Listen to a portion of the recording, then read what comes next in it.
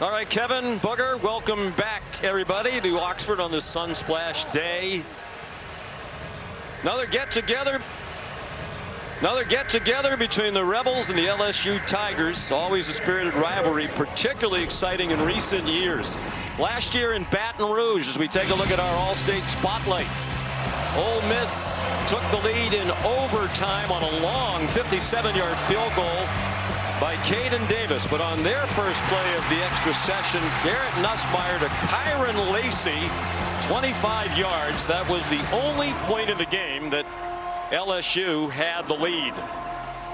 There's the all-time numbers. They've met every year since 1945.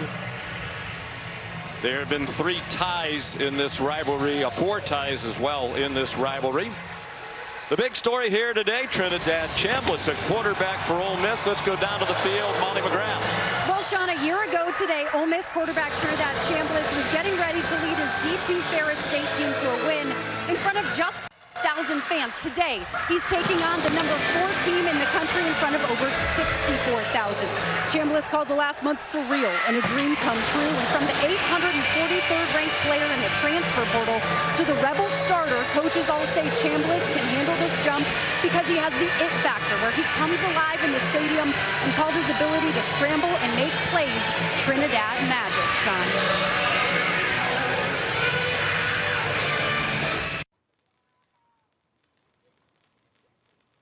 In college football this season, not yet a quarterback controversy here. Austin Simmons still coming back from that ankle injury, but you have an idea that Lane Kiffin's going to have a tough decision to make in another week or 2. And I think if Chambliss continues to play the way he's played, it'll be a relatively easy decision. But if Chambliss, for whatever reason, takes a step back, that opens the door. Simmons is still a remarkably gifted young man, and very much in the eyes of the coaching staff, the future of the program. But in the present, Chambliss gives him the best chance to be successful. The home team has won 11 of the last 13 meetings in this rivalry, including LSU's overtime victory in Baton Rouge last year. 2 years ago, when they played here, the 2 teams combined for 104 points. 1,343 yards of total offense. That was with Jackson Dart at quarterback for Ole Miss, the Heisman Trophy winner Jaden Daniels for LSU.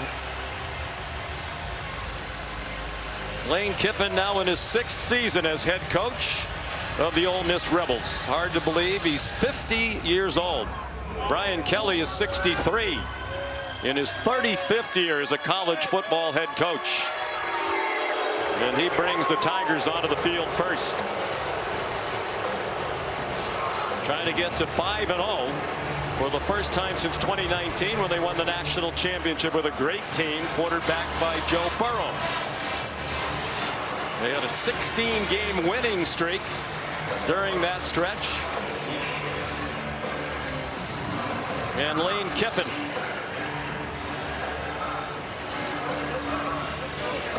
(4-0) for the second year in a row.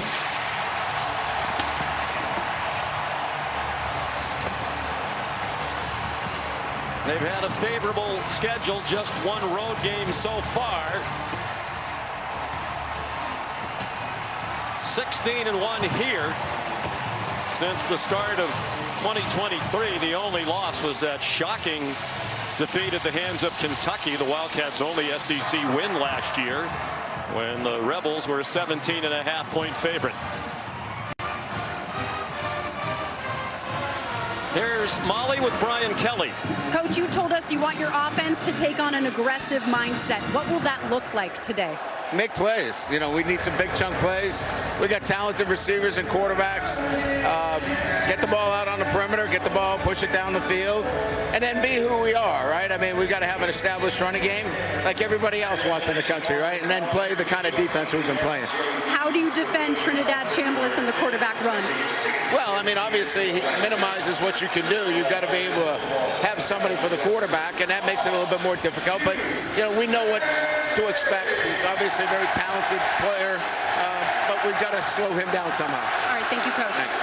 And Kelly confirmed that running back Caden Durham is out for this game. He's not even going to dress with an ankle injury, but he said he expects him back after their bye week, just in time for the South Carolina game, Sean.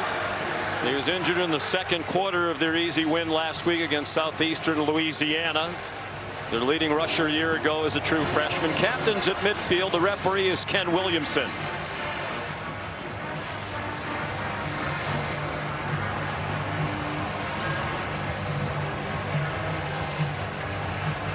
Ole Miss has won the toss, and the Rebels will receive the opening kickoff.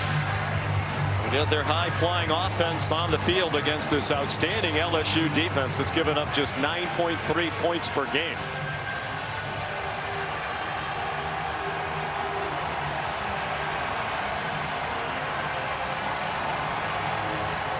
Since Lane Kiffin became the head coach here, 507 yards per game of offense. That is best in the country.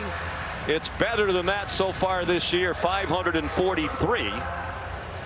In wins against Georgia State, at Kentucky, in the last two games here at home against Arkansas and Tulane. And Greg, they were impressive against a good Tulane team last week. Kind of hit on all cylinders on offense with 45-10 win. They were outstanding on both sides of the ball, and the one thing that came to life last week was the downfield passing attack, and that's something they're going to have to do time and time again against an outstanding LSU secondary. Chunk yardage will be huge for Ole Miss throughout this game.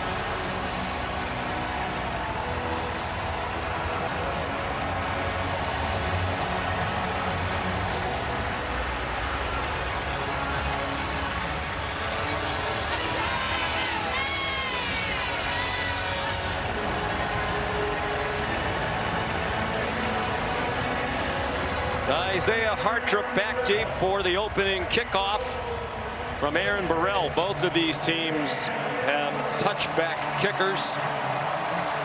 Burrell 24 touchbacks this year in 24 kickoffs. But if Hartrop can run it back, he's dangerous. He is kicking with a light breeze, and it'll land in the back of the end zone.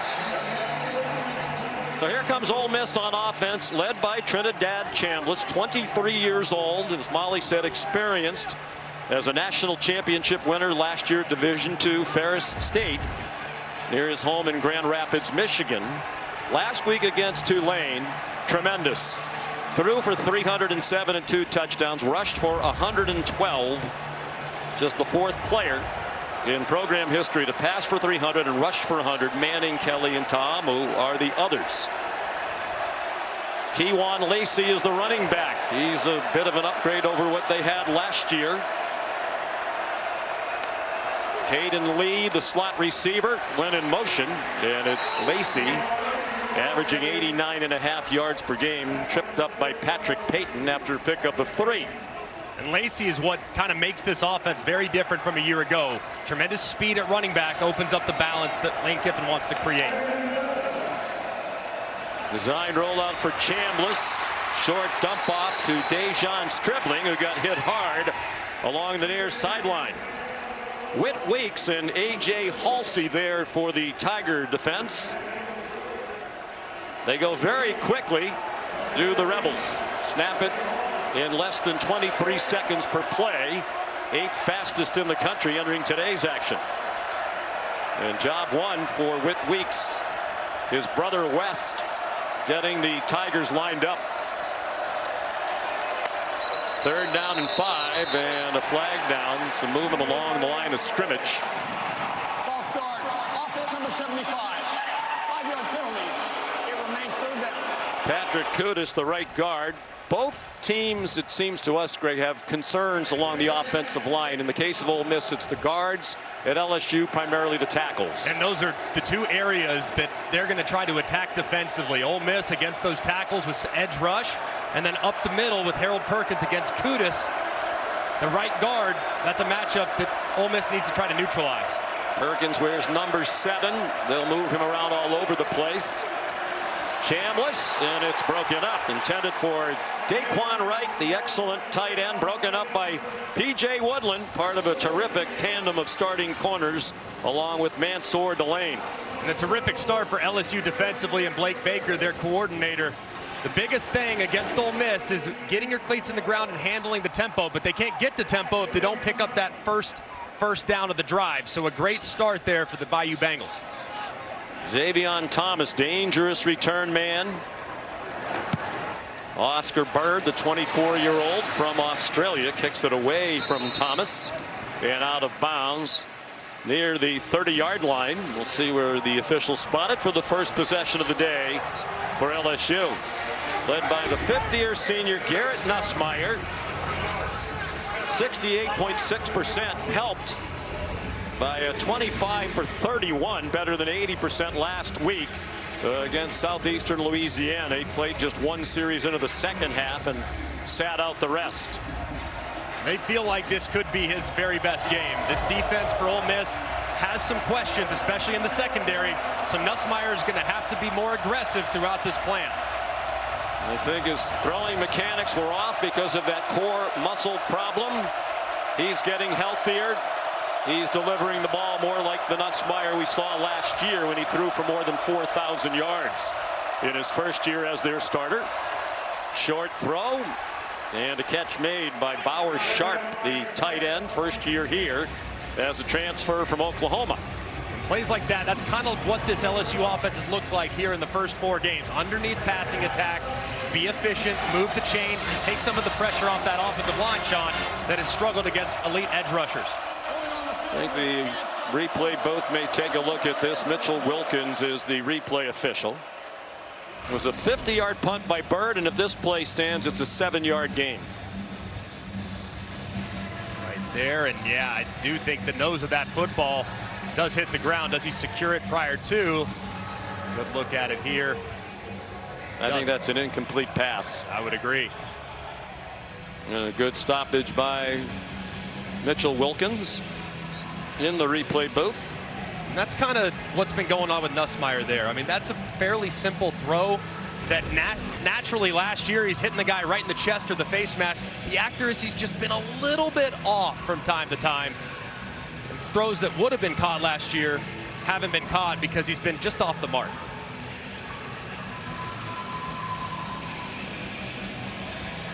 Brian Kelly awaiting the inevitable. Seemed to be pretty clear that it was an incomplete pass. They've thrown the ball more often than any team in the SEC.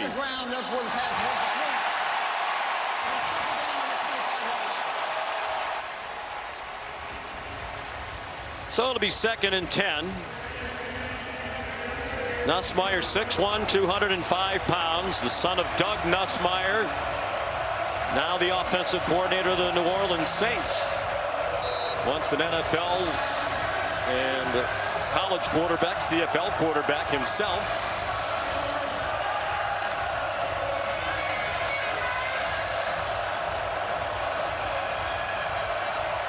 Nussmeier making his 19th career start. The Tigers are 14-4 with him at the helm, and winners of 7 in a row dating back to last year.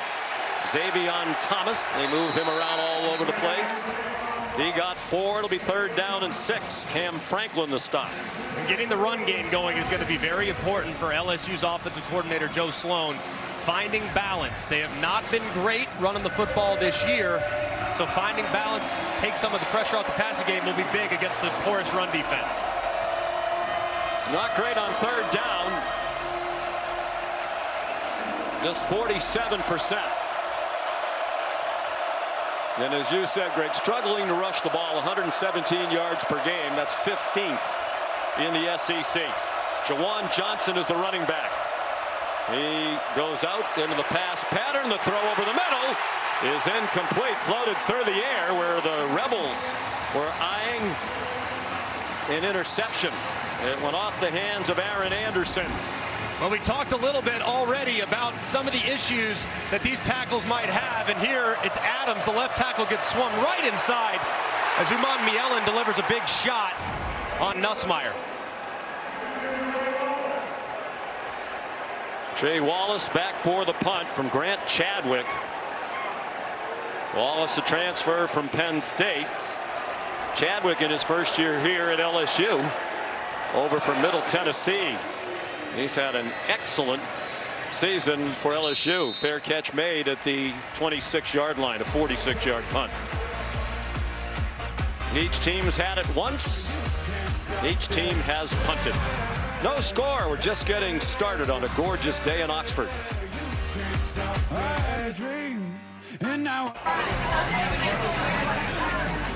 Not far from the city square. What a great college town this is. Oxford, Mississippi. One of 4 matchups today between ranked teams. The first of 2 back-to-back here on ABC. Tonight in prime time, Alabama at Georgia. Second possession for Ole Miss. They had a 3-and-out on the first one. Chambliss, plenty of time, and the pass is batted down by Tamarcus Cooley. One of the hallmarks of the Rebels under Lane Kiffin and Charlie Weiss Jr., the offensive coordinator, balance. We think of them as a team that throws it around a lot, and they do. But they're averaging more than 200 yards rushing with Charlie Weiss Jr. calling the plays. He is impressive at age 32. The first 3-and-out on their opening drive since the LSU game last year. 11 straight games without a 3-and-out on their opening possession. That ended here this afternoon. Pressure from both sides, but a pretty clean pocket. Chambliss ran out of time, and then it's incomplete. Dropped by Keywan Lacey. Might have been a good thing for Ole Miss as they were coming after him quickly. One thing that we haven't really seen from Ole Miss so far is utilizing that tempo. They want to do tempo on 3rd down especially. Yeah, they weren't lined up on defense, LSU, but still they come after Chambliss, and he throws it away.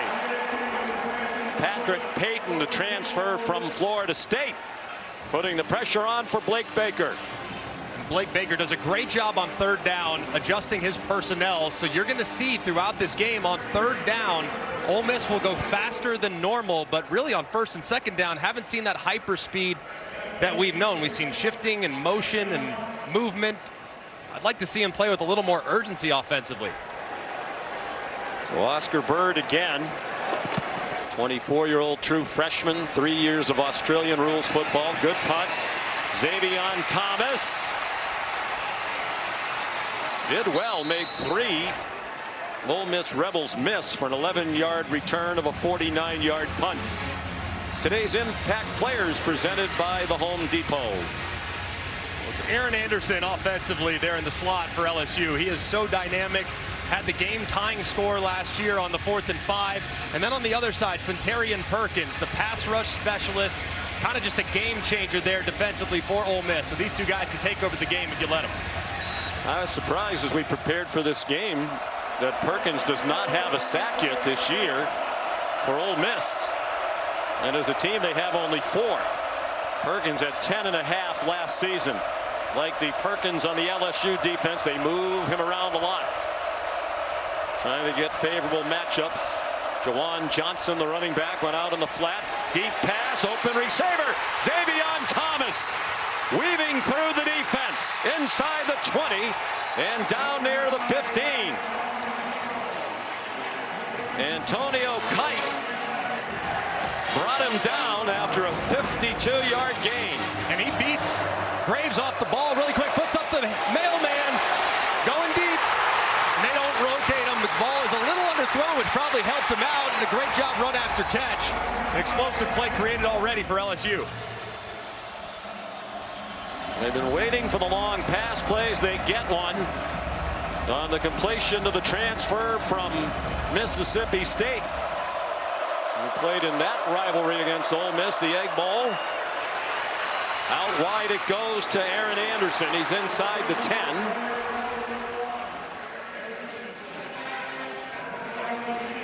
Wyatt Williams made the tackle. Both coaching staffs use the word elite to describe last year's Ole Miss defense. And a lot of NFL talent. It is not as good this year.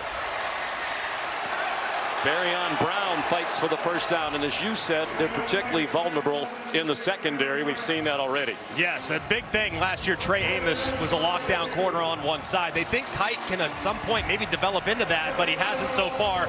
And they have some guys on the outside like Chris Graves that have been picked on a time or two here in these first 4 games. Pete Golding is the defensive coordinator, one of the best in the country. Doesn't have quite the talent to work with that he had a year ago. Amos, Greg mentioned, a second-round draft choice of the Washington Commanders. On 1st and goal, Jawan Johnson stacked up behind the line of scrimmage. No Caden Durham today, but the coaches feel Jawan Johnson is a good player to be at running back in this matchup. Yes, because of the way he can contribute in the passing game. Pete Golding, the vulnerability against that defense is running backs out in the formation in the passing attack. And then here, low red zone, they welcome back Trey'Dez Green, number 14. He's the guy they try to target in this part of the field. He has missed the last couple of games with a knee injury. To the end zone, up for grabs, ricochet, and caught for a touchdown by Nick Anderson.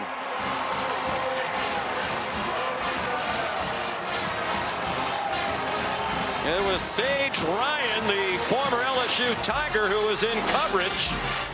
Batted by Green, and a nifty catch by Anderson, using all of that 6'4" frame. And it was a pretty well defended ball thrown slightly upfield, gets tipped. But how about Anderson right there? And looked like it hit the ground. I don't think it did. That was a really, really good play by Anderson, staying alive from the progressive pylon cam. Right there, so close. Great play. Well, they are going to take another look at this one as well. From that last angle, it looked like the point of the football might have hit the ground, but the prior angles, it didn't look that way. Again, right here. Tremendous effort. The elbow's down. It's just, does he secure the catch? Does the ball hit the ground? That's what they're going to be looking at here.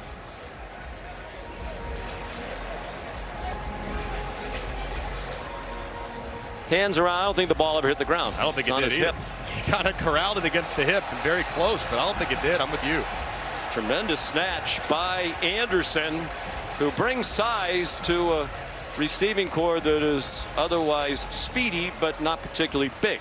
And still possesses that top end speed to get behind the defense. He's been a little quiet here early on, but they feel like at some point he will break out. Maybe this is the game to do it. After further review, William Field is upheld. Touchdown. His second career touchdown reception as an LSU Tiger. Spent 3 years at Oklahoma, had 10 touchdowns as a freshman, their school record for receiving touchdowns by a first-year player. So LSU, slight underdog on the road against Ole Miss and Lane Kiffin. Off to a 6-0 lead. Damian Ramos on for the extra point.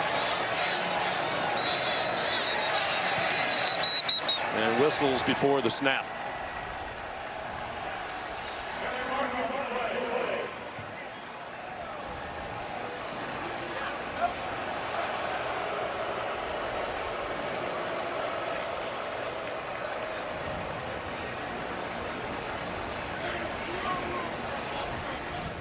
Ken Williamson was looking to Lane Kiffin first, but the penalty is actually against Ole Miss. Offside by contact. Defense number 6. Half thickness of the goal. The play try. TJ Daugherty. Ramos at one point made 129 straight PATs. This is just about automatic. I think Brian Kelly's asking, do you want the ball a little closer? Why mess with it? Is this inside your range? Is probably what he asked him. What do you think? I think he's got this. I think he's okay. He's missed only 3 of 190 in his career. Maybe just want to change the club. Maybe go with a little 60 degree as opposed to the 56. Silas Hall, the snapper, Grant Chadwick, the holder. When did it become so difficult to get the PAT snap off? don't think I've ever seen 2 offsides. Well, if they keep moving it toward the goal line, you'd think they might go for 2, right? Yeah. Although Brian Kelly has not gone for it much in short yardage situations this year. Defense, number 51. After the goal. Replay try. All right, Brian Kelly saying, no, you're close enough. We're going to turn that one down. They don't want to get him so he's right under the crossbar. Yeah. And you do have to hit the 60-degree wedge.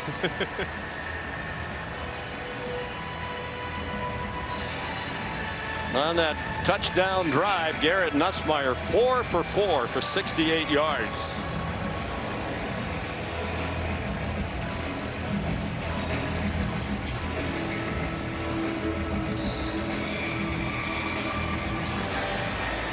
Now, the much anticipated extra point.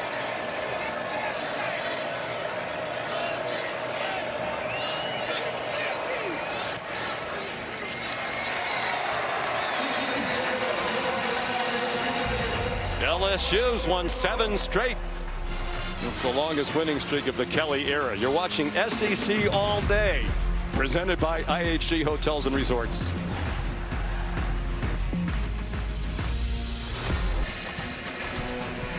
Nick Anderson, the touchdown catch off a ricochet, and LSU, its first conference road game of this season, off to a 7-0 lead here at Ole Miss. LSU's played just 1 conference game. That was their home win against Florida. Ole Miss is 2-0 in conference play, a win at Kentucky, and 2 weeks ago a victory here against Arkansas. Here's Isaiah Hartrip, and he's smothered at the 10-yard line. Well, the rare returnable kickoff against Aaron Burrell. Lane Kiffin did tell us yesterday, I don't mind the touchbacks. Just give me the ball at the 25 and let's go play. And that's probably why.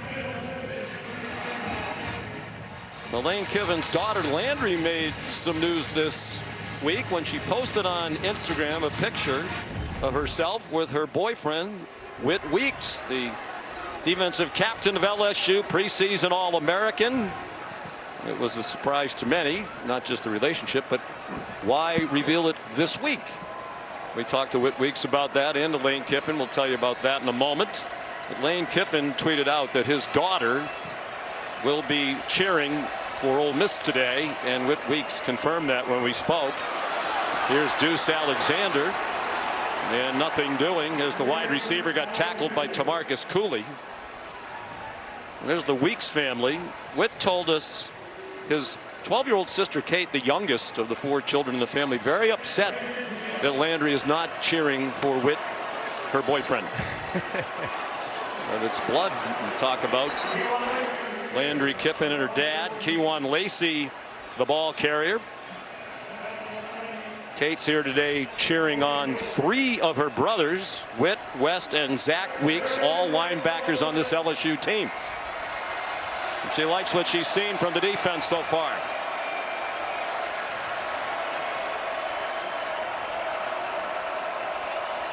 Sluggish start so far for this Ole Miss offense. They haven't had a first down. Trinidad Chambliss to Daquan Wright. There's a first down to the 25-yard line. He was hard to tackle. Whit Weeks got him on the ground with help from Mansour Delane, an 11-yard gain. Now you can expect some of that tempo from Ole Miss. It's a well-timed throw, well-placed throw, and a nice conversion for the Rebels.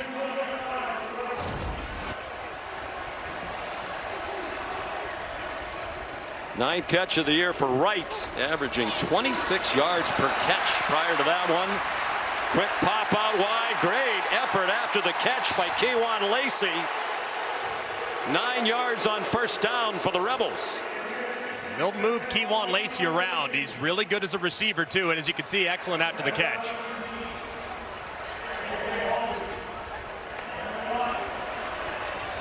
Lacey again.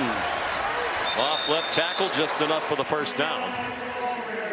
We asked Lane Kiffin about his daughter and Whit Weeks. Said, I think it's great. He's a great kid. We recruited him. He's from a great family. Whit Weeks told us he met Landry back in March in Baton Rouge when she came to visit some friends, mutual friends. They became friends, and then the relationship blossomed from there. Lacey again to the 45-yard line, 8 more. It's kind of amazing, too, because Lane said he talked to Kirby Smart, doing some due diligence on the family, even a little deeper. He said he's just really a great kid, great family, like you said, Sean. The family's from right near Athens, Georgia. David, the dad, David Weeks, played at Georgia, was a center. But Whit Weeks is a great kid.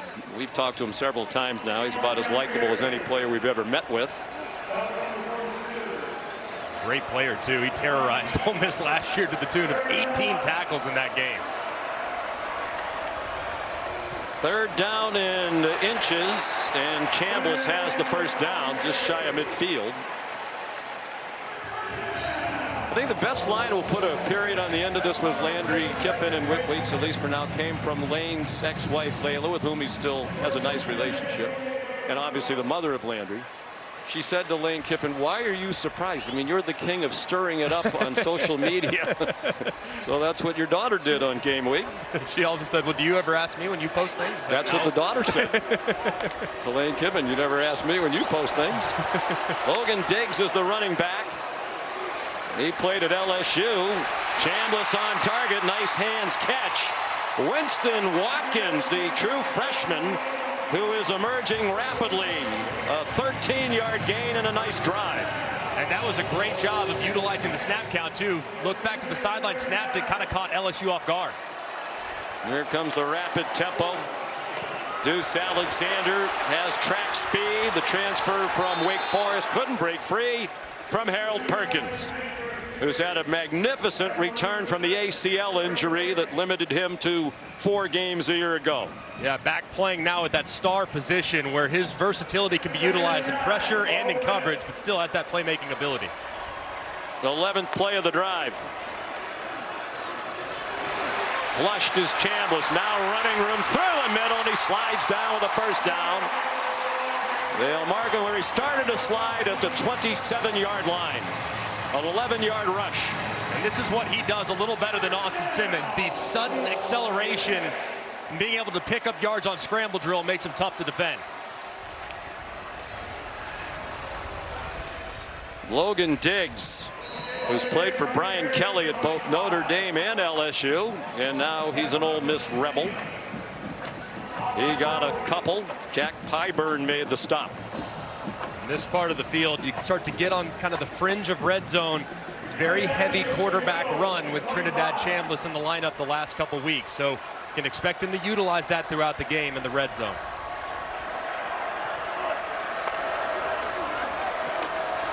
Keywan Lacey took the handoff. He got popped shy of the line to gain by West Weeks, the older brother of Whit, and the oldest of the 3. Zach's a freshman. And Blake Baker loves all 3 of them. 3rd down and 5. They're in field goal range.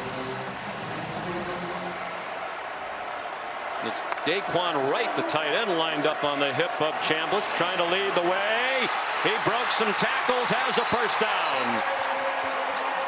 Out of bounds at the 14-yard line. And a great job, too, because it looked like he was going to get tackled there by Payton, who had a pretty good grasp on him. Slips right inside of him, gets to the outside for the conversion.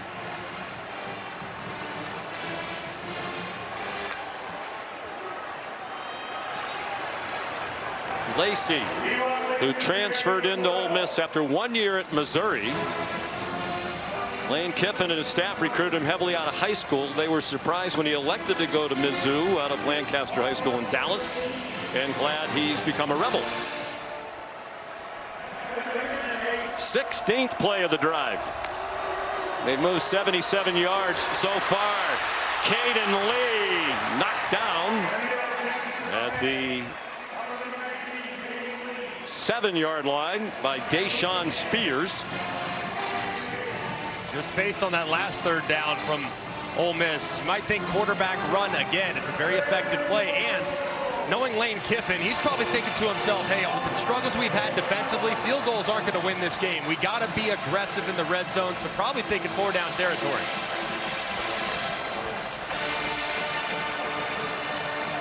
Two tight ends in the game. They're both passing threats up close. Caleb Oden, number 4, along with Wright. Damian Taylor is the running back, and with the play clock running down. Timeout. Ole Miss. First timeout of the half. And they'll take it with them. Entertaining start in this battle of two unbeatens, LSU and Ole Miss in Oxford. The Taco Bell Live Más Student section. Only one student section can claim the title of Live Más Student Section of the Year. Who will take home the trophy? Become a very popular school. So oftentimes athletics helps raise the number of applications you get. The success of the football program has added to the popularity of this great institution among high schoolers. 3rd down and 4. This will be the 17th play of this drive. They're at the LSU 7-yard line. Chambliss has it batted down. Patrick Payton knocked it out of the air, and Lane Kiffin is going to send the field goal team on. And that's the one aspect with Chambliss that you have to deal with. That's his 4th batted pass of the season. He's just not very tall. He's not very long. On the other side, Payton is 6'6", gets that big arm up, recognizing the quick game and deflecting the pass. So here's Lucas Carnero with a 25-yard attempt. He's been outstanding in his first year here. 10 out of 11, and his only miss was from 51 at Kentucky when he hit the left upright. Ole Miss on the board, an 18-play drive matching the longest of the Lane Kiffin era. Well, we mentioned this is ranked against ranked in the SEC. We have another one tomorrow. Excuse me, tonight. 7:30 on ABC right here. Number 17 Alabama, number 5 Georgia. I heard on game day this morning, and of course on ESPN at 10:15 tonight, BYU in Colorado. And I couldn't believe it. You know, we think of Georgia and Alabama played so many times in recent years, but it's the first time that Alabama is going to Athens since 2015. I know, it's crazy, right? I mean, so many SEC championships, national championship there in Indianapolis. They've played a lot, but not often in the home environment. So that'll be a great experience for those young players. The Crimson Tide heading to Athens between the hedges, one of the great environments in college football.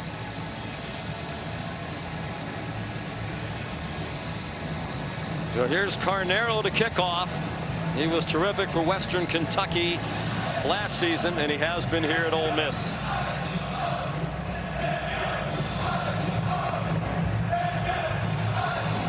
And like Burrell, it's almost always a touchback, and that one almost flew into the stands at the back wall behind the end zone. So Molly McGrath tells us that Weston Davis, who had been their starting right tackle through the first 4 games, is not dressed today. Apparently suffered an injury in the warm-up. So Carius Kern, a true freshman from Hughes, Arkansas, gets his first career start.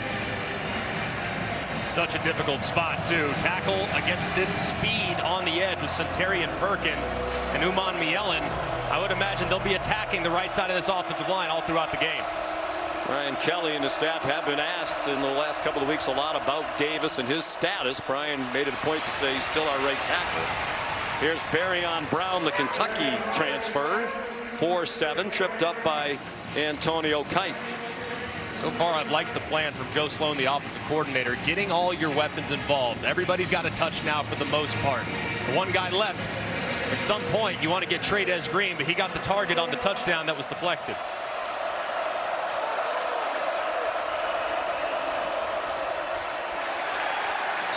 Xavion Thomas slipped down for a loss of nearly 2. A minute to go in the opening quarter. LSU on top 7-3. 3rd and medium here. LSU probably going to be looking in the direction of Aaron Anderson. He's number 1. He's in their slot. That's where they like to create matchups on 3rd down in this area with option routes or something quick.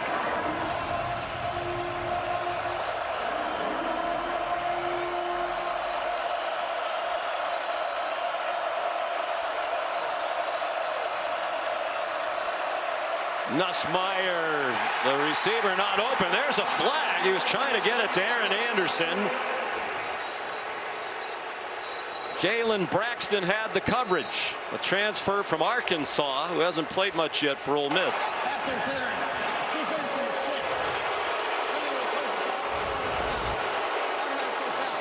And it's as Anderson's trying to break to the outside, you can see pretty clearly exactly what Braxton does. He closes on it, involves a little bit of a collision, and that goes to the ground and draws the flag. Fans don't like it, but I do think it's probably the correct call.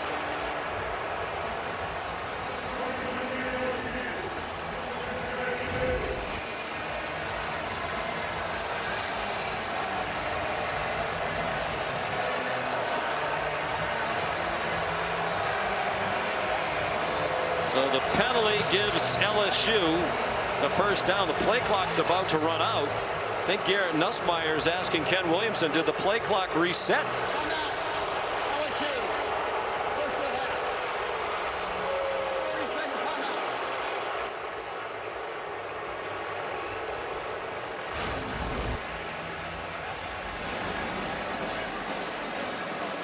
Sounds like, too, you also get some contact here. I wonder if that's who the call was on, because they announced it on number 6. And that's number 2, Braxton in coverage. Braxton in coverage on Anderson. Kite in coverage on the receiver that was going a little deeper. So might have just gotten the call wrong, because I didn't see DJ Daugherty out there. And poor Daugherty's probably looking around saying, what did I do? Matt, what did you see? Well, I agree. I didn't see anything really at all on the actual receiver the ball was thrown to. I agree with you. I think number 8 inside did get down around the ankles and maybe trip up the receiver, but I think the ball was already in the air to the other receiver at that point. So I think I'd have been better off with nothing being called. Yes. I would concur. Caleb Jackson is in at running back now. He'll use 3 in place of Durham today. Nussmeier, far sideline, caught near the marker. Chris Hilton Jr., just his 4th catch of the year. There's a flag down back behind the line of scrimmage.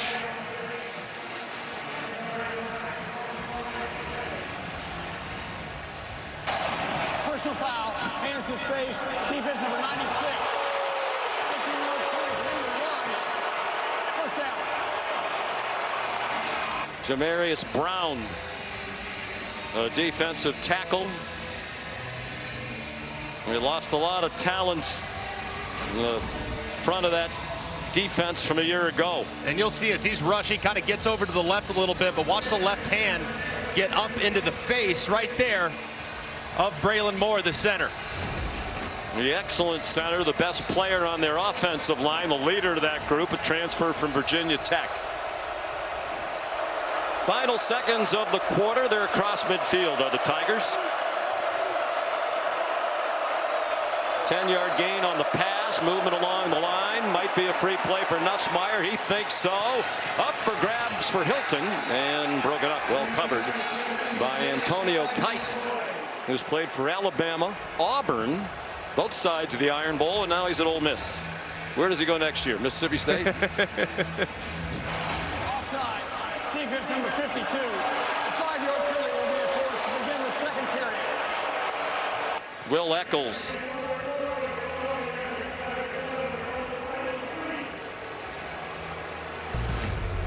ESPN's presentation of college football on ABC will return after this message and a word from our ABC stations.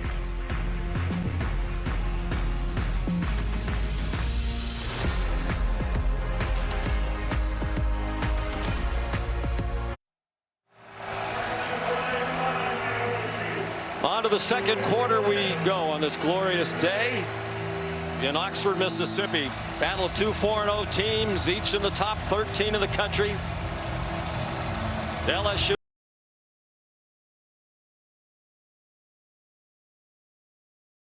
as the second quarter begins. LSU had just 1 yard rushing in the first quarter. A little trickery, the handoff to the speedy Barryon Brown. Sub 4.340. Run by Brown. First down. A moment ago, Molly with Lane Kiffin. Coach Kiffin, penalties, keeping that LSU drive alive. What are you going to emphasize with your defense here? Well, just to calm down. You know, we got a fluke play for a touchdown down here, and then we did a good job, but we stalled in the red zone on offense. So just calm down a little bit, and we got a lot of games to play against some really good matchups. So just calm down and make them earn it. Thank you, Coach. And Lane himself has become better at calming down in recent years. He does hot yoga, extremely hot yoga, every day. Nussmeier on 1st and 10. Up for grabs and intercepted. Terrible decision. He threw it into traffic, and it got picked off by Wydett Williams Jr.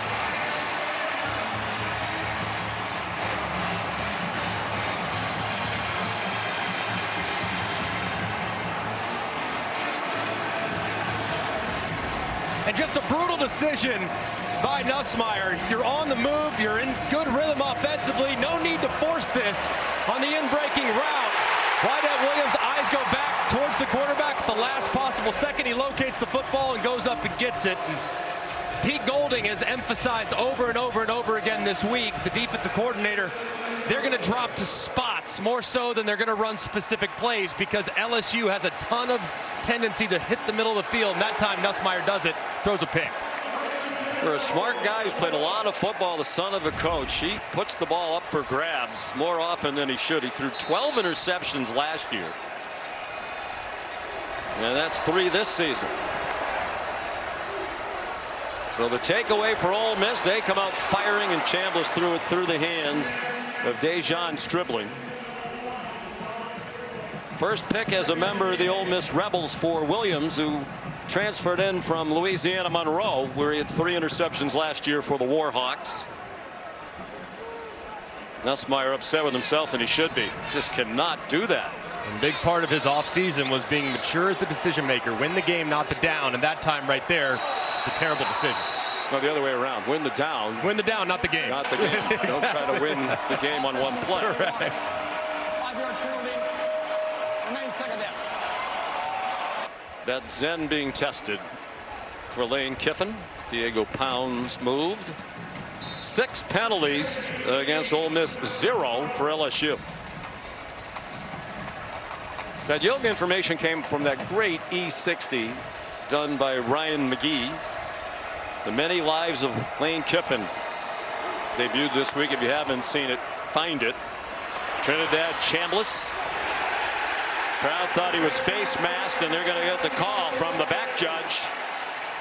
Walter Mathis Jr. on the tackle, might have grabbed the headgear. And if so, it's the first penalty assessed against the Tigers. The longer this conversation goes, the crowd starting to boo, saying, hey, it looked pretty obvious to us. Why are you having such a long conversation? But that's sort of what happens these days. Did look like there was a hand up around the face mask, but did he grab it? I think it's probably what they're trying to figure out. Now the crowd's looking at a replay. Personal foul. Face mask. Maybe the video board operator helped end the conversation. And there it is, the left hand right there up in the face mask. He does grab it. Head So turns. why the long conversation then? Not sure, but that's, if they're going to make the long conversation, at least get it right, and they absolutely got it right. Bails Ole Miss out of a jam after the first down penalty, being behind the sticks. Well, the penalty to 25 and a first down for Ole Miss. Chambliss, nifty run down near another first down. Looks like they're going to mark them just short if it's the official spot on the near side of the field. Jamari Butler, the tackle. This quarterback run is very difficult to defend when you are a very aggressive defense like LSU is. Kewan Lacey, a first down. A lot of what Blake Baker wants to be. He wants to bring pressure. More than 40% of the defensive snaps, they're bringing at least 5 guys. Well, you can't pressure a quarterback that has that level of mobility, because if you overrush the quarterback, he could take off and hurt you. So very tough to defend. Lacey trying to turn the corner. He does. Tackled by the freshman DJ Pickett. 2 flags back behind the line of scrimmage.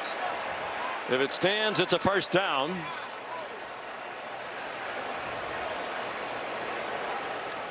But you wonder there was some sort of blocking infraction that helped open up all that room for Lacey. Offense number 9. 10-yard penalty. Previous spot. First down. Luke Has listed as their 4th string tight end. It was a nice design, and Has on the outside working against Cooley right there, holding on way too long, and just a bad decision. I'm not sure Cooley would have made the play if he would have just kind of stood right in front of him.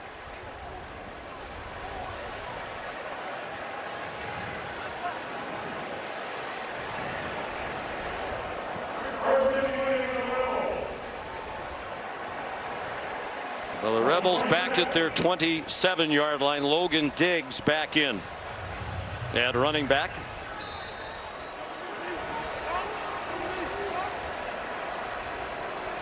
Louisiana native, former LSU Tiger.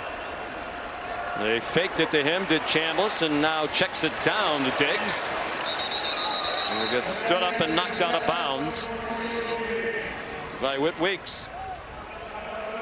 Ole Miss is an offense that has been so good throughout these first 4 games, staying on schedule. They're one of the best in the country when it comes to line to gain on 3rd down, which means they've been great on 1st and 2nd. So really out of character here so far offensively, playing as off schedule as they are. Against a defense that, like Ole Miss last season, might be elite at LSU. They went deep into the transfer portal, and it was money well spent. Talent at every level. Chambliss running out of time. Chased by Jack Pyburn and throws it away.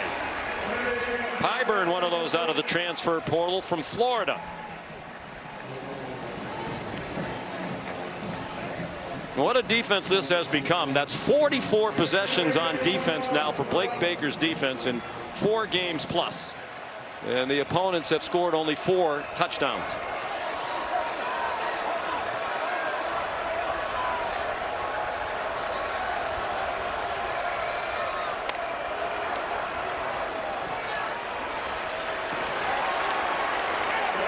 Chambliss taken down by Pyburn again.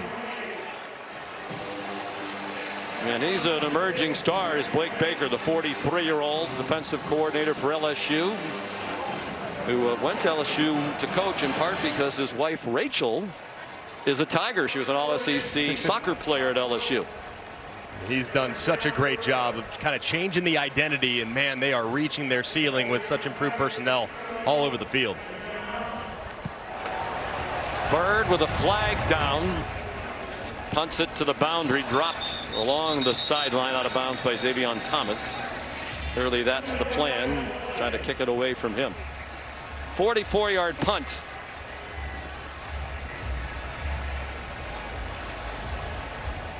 It's a false start. Ken Williamson looks to the wrong side again, now realizes, Brian Kelly, you want it. Illegal formation. Offense. More than 4 players lined in the backfield. 5-yard penalty. Repeat 4th down.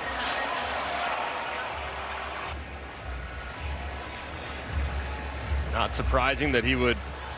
Sounds like he was going to accept the penalty there and make him kick it again. He wanted it at the end of the kick if he could. Ken Williamson said it's going to be 4th down over again. Give Xavier Thomas, one of the most electric return men in the business, opportunity to maybe get hands on it again.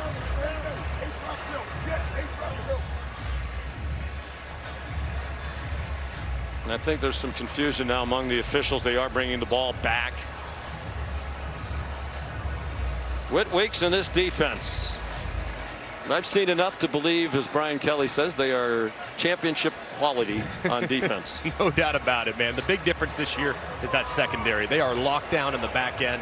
And what's most amazing when you watch them, it's very rare when you have this level of aggression, this many pressures, this many blitzes, you have a lot of busts. You rarely see them bust, and that's a testament to Blake Baker's ability to communicate and their players to execute. Bird again sends it to the sideline again. Boy, his remarkable accuracy, just about the same thing. Dropped out of bounds by Xavier Thomas. A 50-yard punt, beautifully placed. The defense continues to rule the day for the Tigers. They're up 7-3.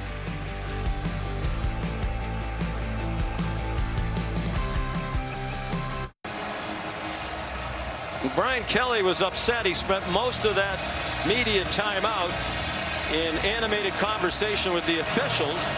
We saw after the first punt, which there was a penalty against Ole Miss, he held up 5 yards and wanted it tacked to the end of the previous punt. But the officials brought it back and they punted over again. As a result, LSU has lost 5 yards. Deep pass intended for Barryon Brown, with Ricky Fletcher in coverage for Ole Miss. So let's go back. Here is after the first punt that Xavion Thomas dropped at the 27-yard line. Yeah, he's saying add 5. I don't think add 5. Add 5. And now this is the last punt, and he's telling him, I wanted 5 added to the previous punt. I guess the only question I have was, why wasn't Brian arguing more vehemently when they brought the ball back to punt it over again? Right. And he has reason to be displeased. Here's Xavion Thomas. They still can't get the running game going. That's a 4-yard gain. But I guess you don't need to run the football. They're without Caden Durham today. Questionable all week. Did not dress with an ankle injury.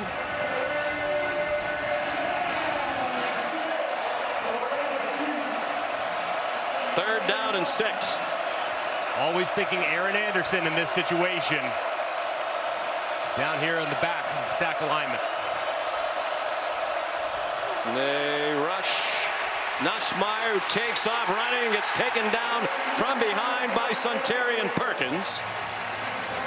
The 1-yard gain, but they didn't get the first down. And the Tigers will punt. Suntarian Perkins working against the left side, and Nussmeier's trying to find Anderson. Can't quite see him because the pocket condenses, and a good job by Perkins grabbing the undershirt, it looked like, of Nussmeier and dragging him to the ground. Hard man to run away from. Perkins told us before the game at Kentucky week 2 he's the fastest man on the team. Zeus Alexander, the wide receiver, debated that. We visited with him yesterday.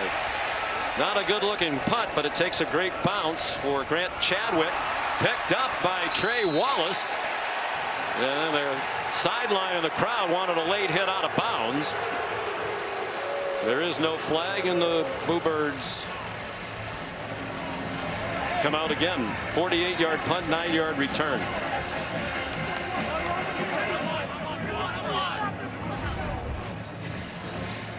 Not a lot on offense, but one good drive. Matching a game against Indiana in 2020 for the most plays. One possession under Lane Kiffin. Very out of character, too. Like you said, their usual drive takes about 2 minutes and 15 seconds off the clock. It's one of the fastest rates in college football. So very out of character to have a long, time-consuming, tons of play drive resulted in a field goal.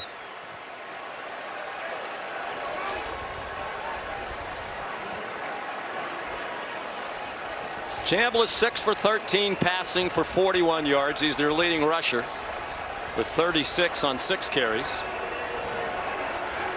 Kewan Lacey, the running back, tight formation. Chambliss throws into single coverage, and it's caught. Beautiful throw, perfectly timed, and a first down for Deuce Alexander at the LSU 47. That's 23. And a great job fighting through contact, too, by Alexander and reeling in the back shoulder. DJ Pickett, the true freshman, had the coverage.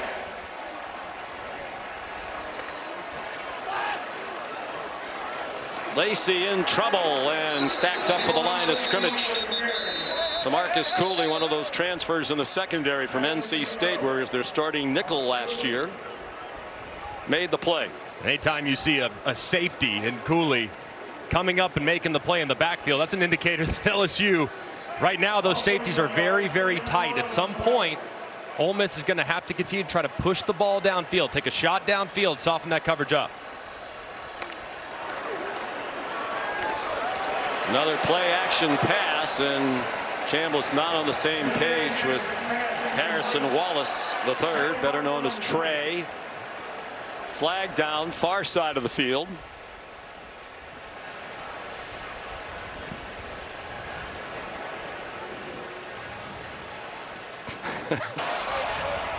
Nails the receiver downfield. Offense number 62. Penalty is declined. Next down. Third down. And they made sure Brian Kelly wanted to decline it. Excuse me.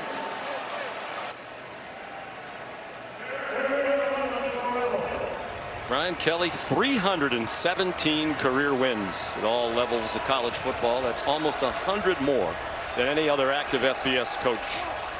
98 ahead of Kirk Ferentz. Sliding the protection towards Hale Perkins, it looks like. Perkins, number 7 on the LSU defense. Clean pocket, good throw. Nifty run after the catch for Deuce Alexander. And a first down for the Rebels at the LSU 32. That's 16 yards. And that was a well-timed throw. It's right on the receiver's body, allows him plenty of time and separation to break the tackle and pick up the conversion. He is Hilton Alexander II, nicknamed Deuce. His dad was a wide receiver in the NFL. Chambliss wide open. Caden Lee down and then lost the ball at the 3. It's recovered for a touchback in the end zone. Whit Weeks recovered the ball. The question was Caden Lee down before he fumbled? A.J. Halsey ripped it out. Halsey's so instinctive. There it goes right there. The ball is out. It's a great look. And Halsey, what a huge addition he's been to the back end of this defense. Constantly making plays on the ball, punching it out there, and a huge change of events for the Rebels. And Lee injured on the play in which he fumbled. Huge turnover. The ball back to the Tigers when we come back. By the LSU defense and a couple of studs who came to their defense through the transfer portal. Mansour Delane was making the tackle. A.J. Halsey punched it out. The first fumble recovery of this season for Whit Weeks in the LSU defense. They've had 6 interceptions.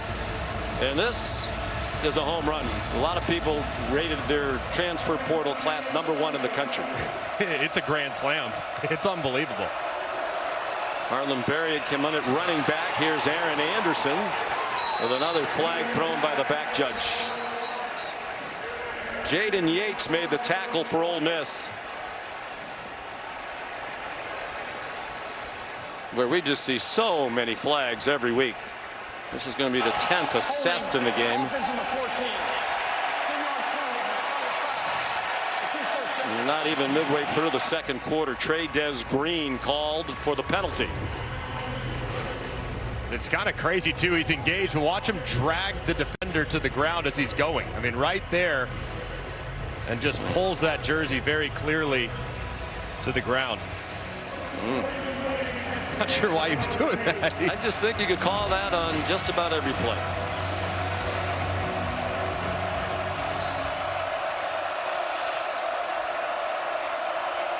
Harlan Berry, the freshman, 5-star recruited and running back.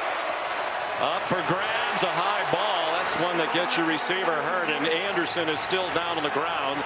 Took a hit from Wydett Williams. So he's coming on. He got there late. He transferred in from ULM and didn't arrive until just prior to fall camp. The ball just took a little too long to get there. It looked like Anderson was there for a moment, but Williams was able to close up that window quickly. Well, they thought Nussmeier's core injury was improving and his accuracy would be better, but that hasn't proven true so far. 6 out of 11. And the really bad interception. Caleb Jackson, the running back, on 2nd and 20. Nussmeier from the goal line. Throws on the run again, up for grabs, and he's fortunate to get away with that one. As many blue shirts in the vicinity as there were Tiger teammates, and Joe Sloan perplexed, as is Brian Kelly.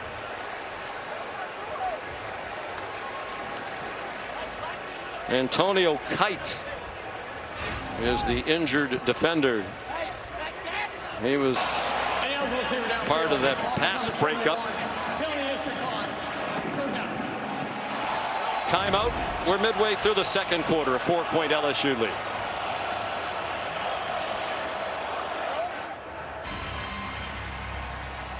There were two Ole Miss defenders injured on the last play. Antonio Kite landed hard on his side. Might have just had the wind knocked out of him. And then Prince Umanmielen looked like he suffered an ankle injury as he came off the field. Kite's back on his feet.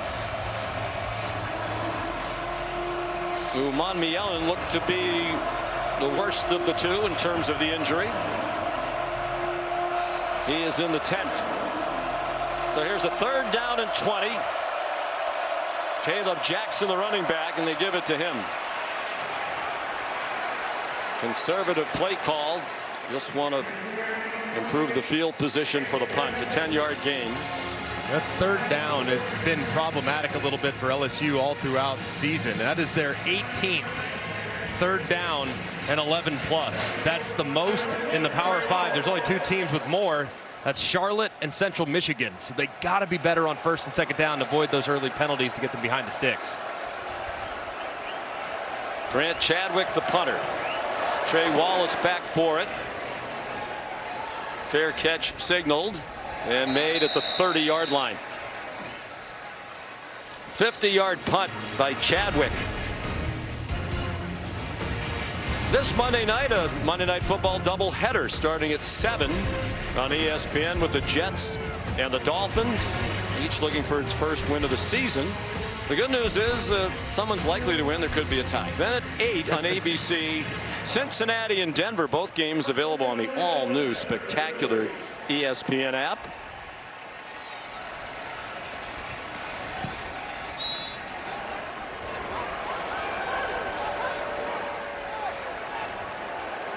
Ole Miss has 175 yards of offense. They've outgained LSU by 65, but they've been hurt by penalties, 8 of them, by the turnover inside the 5-yard line.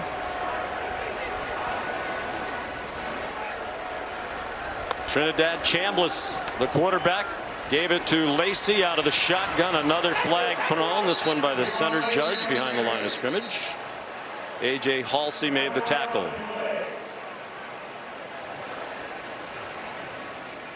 No gain on the play. Holding, offense number 8. 10-yard penalty for the previous spot. Big 1st down. Daquan Wright, the tight end, the transfer from Virginia Tech.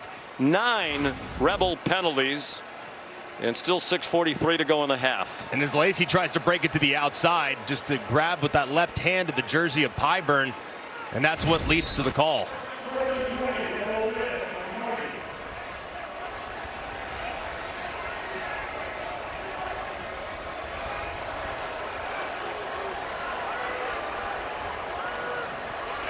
Logan Diggs. Interesting formation here. He's in at running back. Play fake. Chambliss under duress. With a blitz coming, and there's going to be a grounding call. I think the crowd thinks it might have been roughing the passer, but to me, it looked like a grounding call. Personal foul. Well, it is roughing the passer. Defense.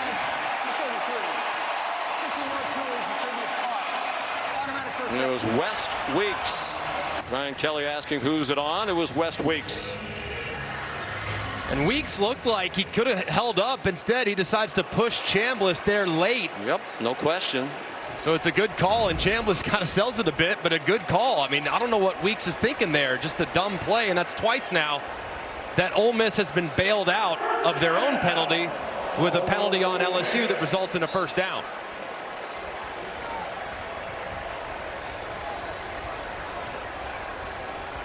And the pass was tipped, therefore no intentional grounding. 35-yard line is the line of scrimmage. The fake to Lacey. Chambliss batted down for an incomplete pass. Another PBU for Patrick Payton, the fifth-year senior from Miami, the transfer from Florida State. We had 16 career sacks as a Seminole. He arrived in December out of the portal. That was a nice play too, and that's now twice that Payton's got hands at the line of scrimmage on a ball. Ole Miss picking up the tempo a bit. Weeks came on a blitz, and the pass is incomplete, nearly intercepted. Diving attempt by DJ Pickett, true freshman out of Zephyr Hills, Florida. Haven't seen a ton of pressure so far. This time kind of a simulated pressure. They bring Weeks up the middle. They drop a defensive end out. Kind of led to a little confusion, it looked like, with Chambliss. Flags down, could be. No, it's not going to be a free play. They're stopping it. Crowd doesn't like that. They thought LSU jumped and the play should have been allowed to continue. Offside by contact, defense number 88. I understand why they're frustrated, because they love to get that free play opportunity, but when Gooden jumps across and initiates contact with an offensive lineman, that's what is going to lead to the play being called dead. And here, right there, it looked like, ooh, did he even initiate contact before the ball was snapped? Didn't look like it did, so that could have potentially been a free play. Makes it a more manageable third down. 3rd and 5. They're 4 out of 8. Are the Rebels on third down?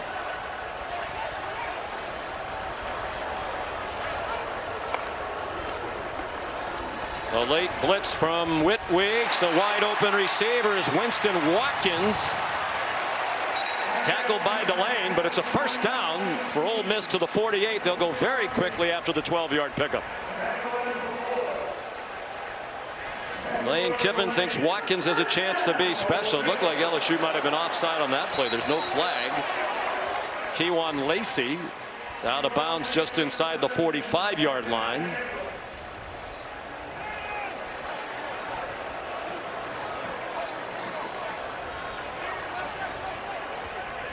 They're picking up the tempo again.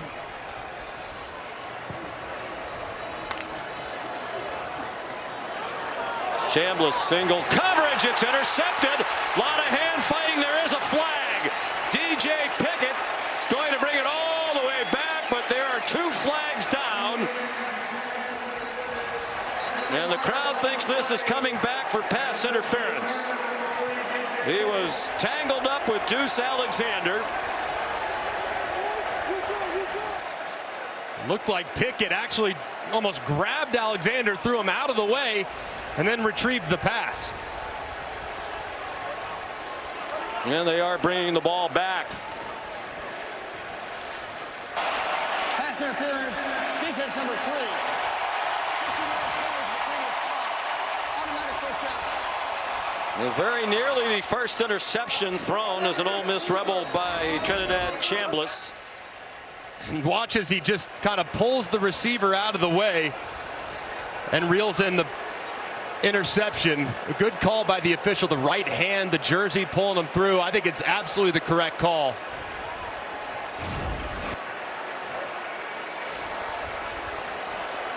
It wipes out a 72-yard interception return for a touchdown. Matt Austin, our referee, agrees with the call. 14 penalties assessed, still 5:20 to go in the half. What's the record? I think we had it last week in Oklahoma. Chambliss single coverage again, entanglement, and another flag. This one on P.J. Woodland, who was there with Trey Wallace. That's their best play so far. Pass interference, defense number 11. And the right hand very clearly there of Woodland, grabbing Wallace's left arm, doesn't allow him to get back to the ball, and another good play. Good call. When we talked to Charlie Weiss Jr. yesterday, he said they think Mansour Delane is one of the best corners in the country, number 4 for LSU. So they're going to go after Woodland more often than Delane. We never called Delane's name. He doesn't make many tackles because his man rarely catches the ball. Lacey, touchdown! yards, and Ole Miss has the lead.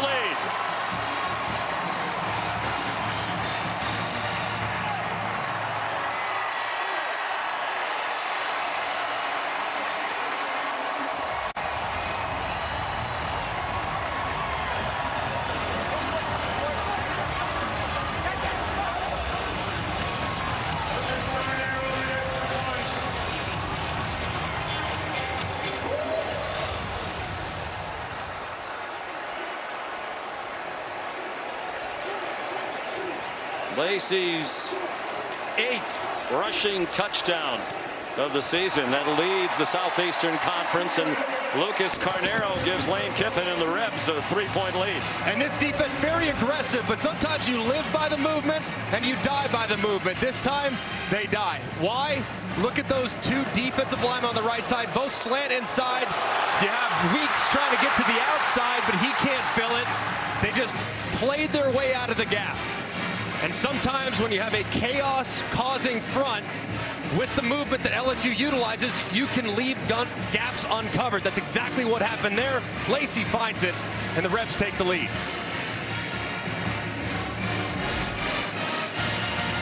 4 LSU penalties. The undoing of Blake Baker's defense on that Ole Miss touchdown drive. They went 70 yards in 5 plays. 49 of those yards came on LSU penalties.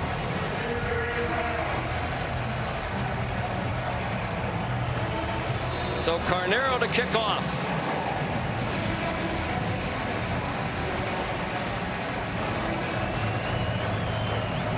Barrion Brown, the deepest for LSU. 5 career kickoff returns for touchdowns at Kentucky. That's the SEC record. Kyle Parker returns it to the 20 for a 19-yard return. Here's Kevin Nagandi. Sean, good afternoon. State Farm halftime report minutes away. Dan Orlovsky, Booger McFarland in studio. We have 2 top 25 walk-off endings. Highlights coming your way. Ohio State in some trouble in the tight one, and that is going to come your way in Washington. Meanwhile, Tennessee on the road in Starkville. Oh, no. The interception, Blake Shippen. There goes Colton Hood. Tips and overthrows, Kev, on defense. We got to get those. And then Mississippi State is undefeated, and they are not backing down from the Volunteers, up by 4. Highlights coming your way. Cowbells. All right, gentlemen, thank you. LSU hasn't done much on offense again today. Swing pass, Jawan Johnson. Or excuse me, Xavion Thomas. They're going to mark him out of bounds at the 32-yard line. 12-yard gain. Speaking of Mississippi State, the transfer from Starkville, Thomas. And this is basically, when you talk about LSU doesn't run the ball, well, what is this? It's a toss sweep. That's basically what it is. So yes, it goes down in the passing category, but that's essentially an extended handoff. You get it to one of your best players in space, and Thomas nearly tightropes the sideline, but just runs out of room.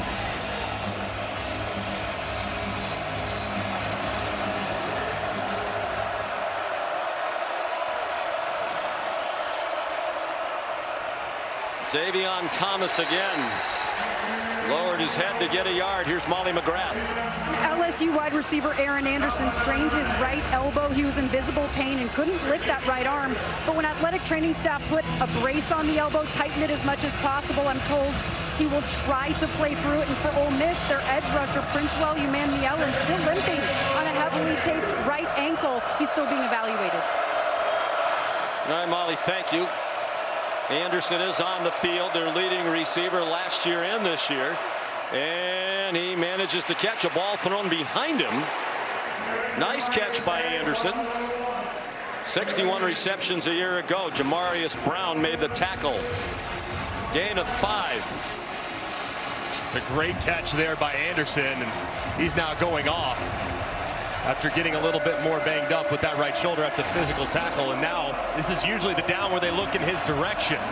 So filling in for him in the slot, looks like it's going to be number 12, Kyle Parker. Will he be the guy they now target in a 3rd and medium?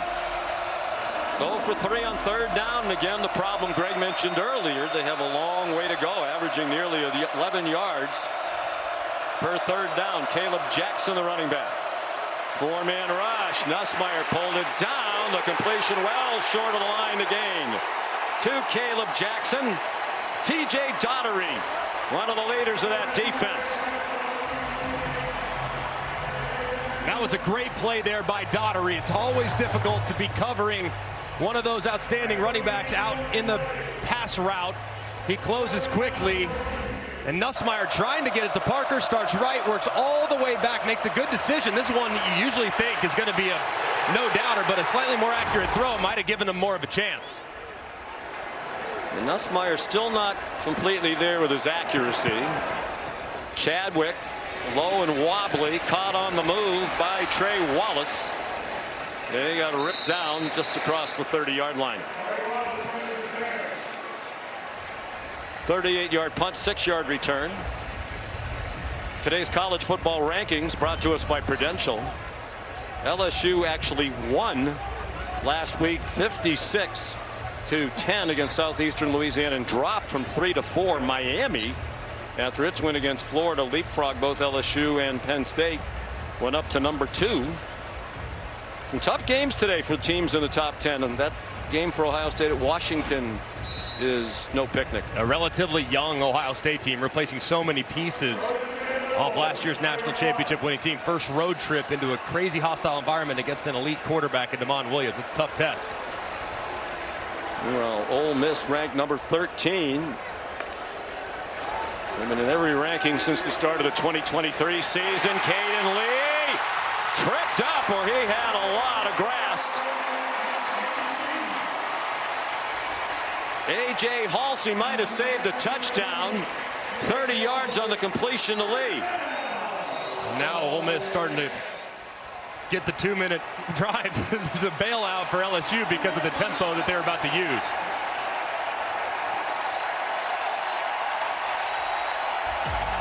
Couple of big plays by Halsey. He punched the ball away from Caden Lee inside the 5 earlier in this quarter. He might have saved the touchdown with that trip up. 2-minute timeout. Ole Miss leading by 3.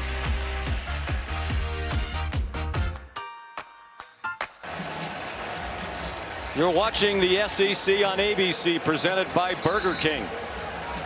Vaught Hemingway Stadium in Oxford, Mississippi. Sellout crowd, about 66,000 on hand.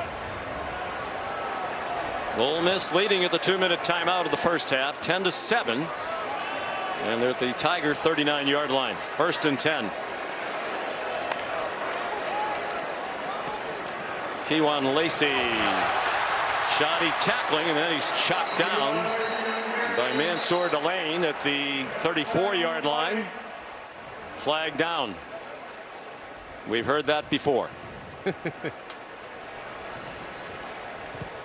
If it's against Ole Miss, and it appears to be, it's going to be the 10th penalty of the half. Holding, offense number 75. 10-yard penalty for spot of the foul.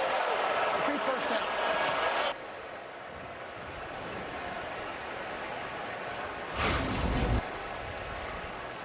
And they called it on the right guard as Kudus is working all the way across. Gosh, it's tough to tell. Yeah, that right hand right there at the end looks like it did have a hold of the jersey.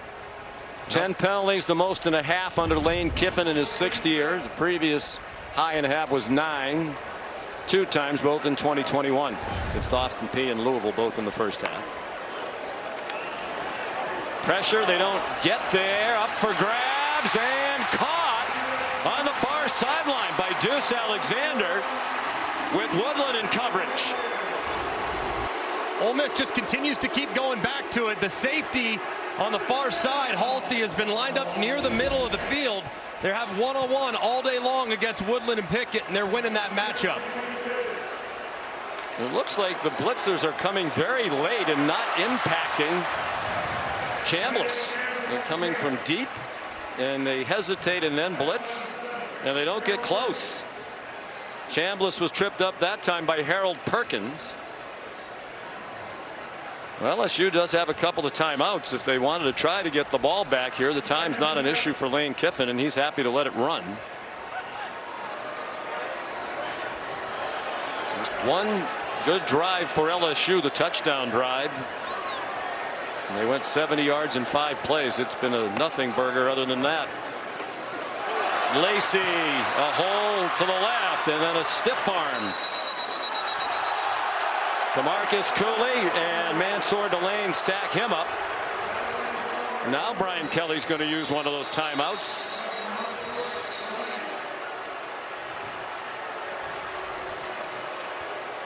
And Brian Kelly's asking Blake Baker what's going on. I think he was wondering why the crowd was booing. They thought maybe they were a little too frisky at the end of the tackle.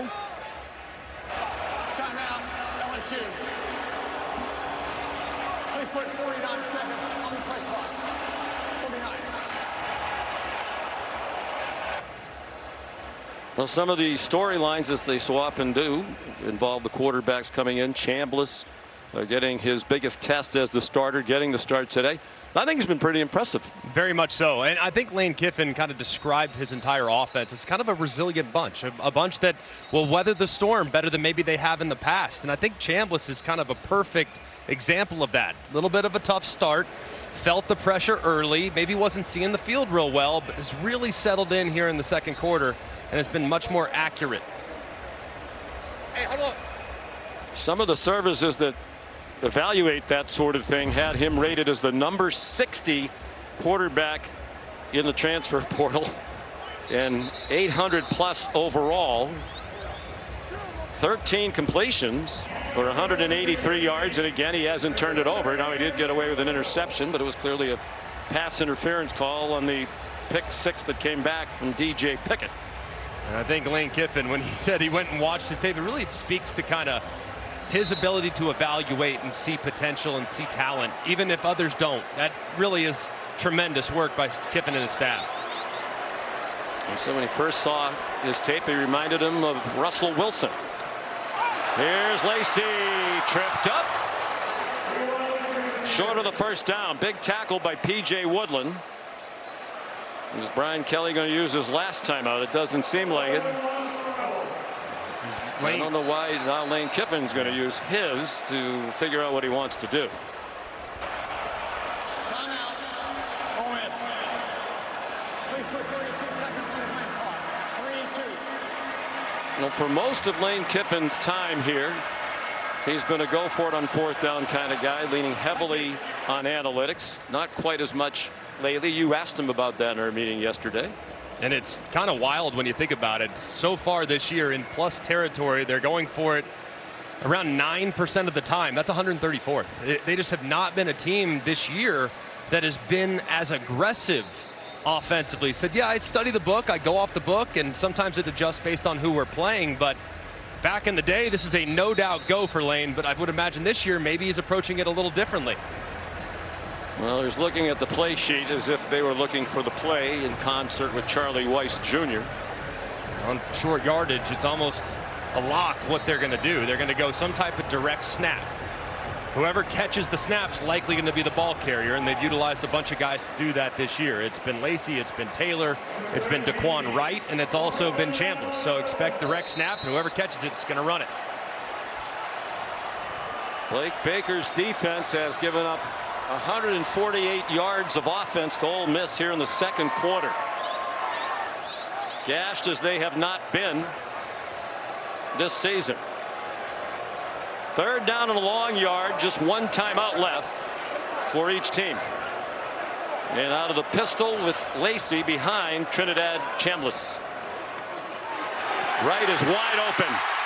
Daquan Wright out of bounds at the 5.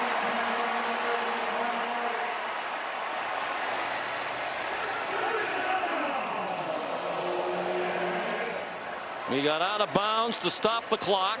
They have the timeout left, so the whole playbook available on 1st and goal from the 5. Lacey finally taken down, and Lane Kiffin is almost all the way down to the goal line to call timeout.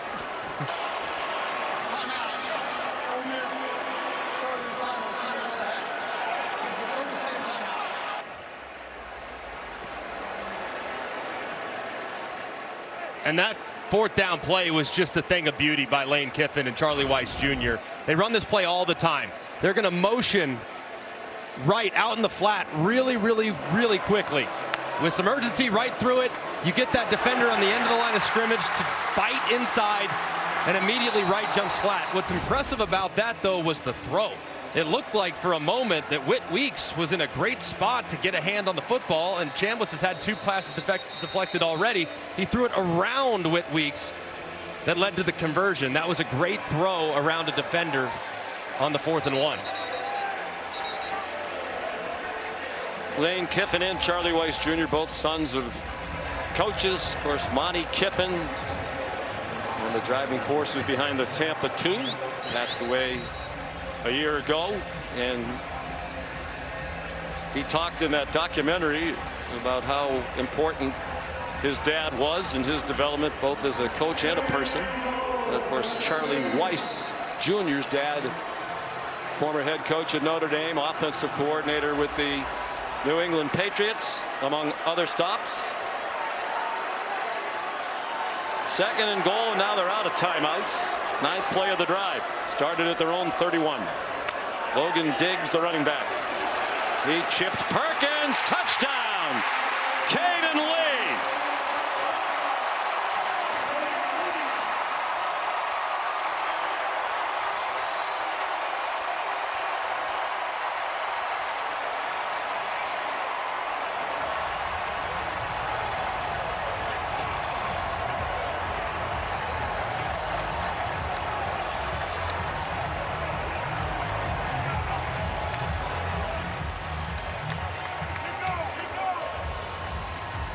Some terrific play calling by Charlie Weiss Jr. And a 2-score lead now for Ole Miss. And LSU can't continue to say that the offense is doing enough. Step up in class today on the road against number 13 in the country. Just 128 yards for Brian Kelly's offense. And this is just a great recognition. Look at this. There's only 2 defenders for 3 Ole Miss wide receivers.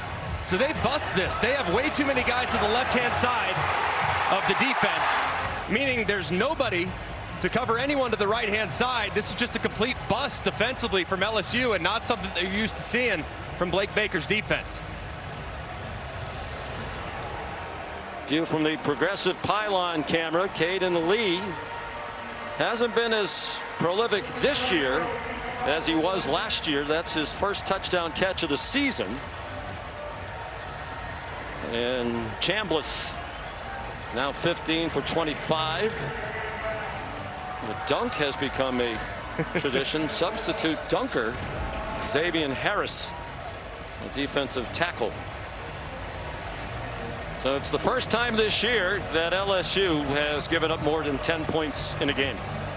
In game number 5. That comes in less than a half. Carnero down to the 2. Kyle Parker. They decide to forego the touchbacks from Carnero, and they've covered very well the last couple. 16-yard return for Parker. And the Ole Miss fans on their feet. Recognition of the likelihood their team is going to take a 10-point lead into the locker room. With a 285 to 128 edge in total yardage. Nussmeier takes a knee.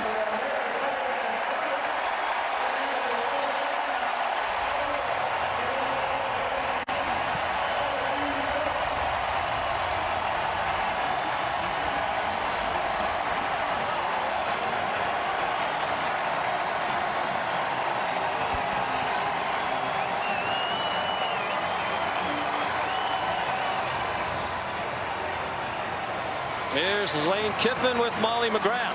Coach, a huge 4th down conversion that led to that score to give you a 2-score lead. What did you see from quarterback Trinidad Chambliss in your offense in that final possession? Well, I think he was rattled early with everything, and then he calmed down. We made some plays around him, and really our defense has played really well. They have 1 fluke touchdown, as their only score. So we're going to have to play really well in the second half, play really good defense, and continue to run the ball for some balance. against these guys. They got great players. What has your defense done to frustrate quarterback Garrett Nussmeier? Well, I think they had the one long play. Other than that, they haven't given up big plays. So that was our thing, you know, stay deep, make them earn it. And we got to clean up our penalties, too. All right, thank you, Coach. All right, thanks. Sean. The LSU had 150-yard play. On their other 23 plays from scrimmage, they just 76 yards. 10 penalties in the half for Ole Miss. But they lead 17-7 at halftime. Now the State Farm halftime report. Here's Kevin.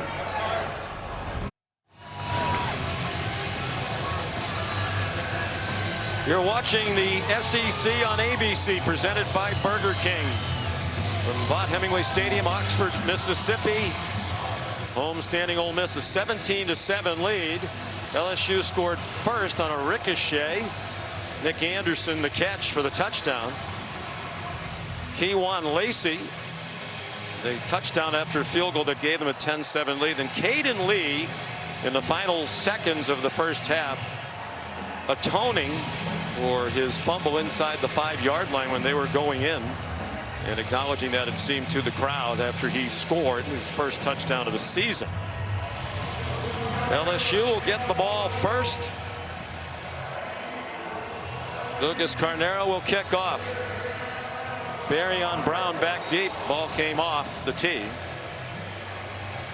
Caden Lee had a huge game last year in Baton Rouge. He had a career high in catches and in receiving yards. He had 9 catches for 132 yards in that game.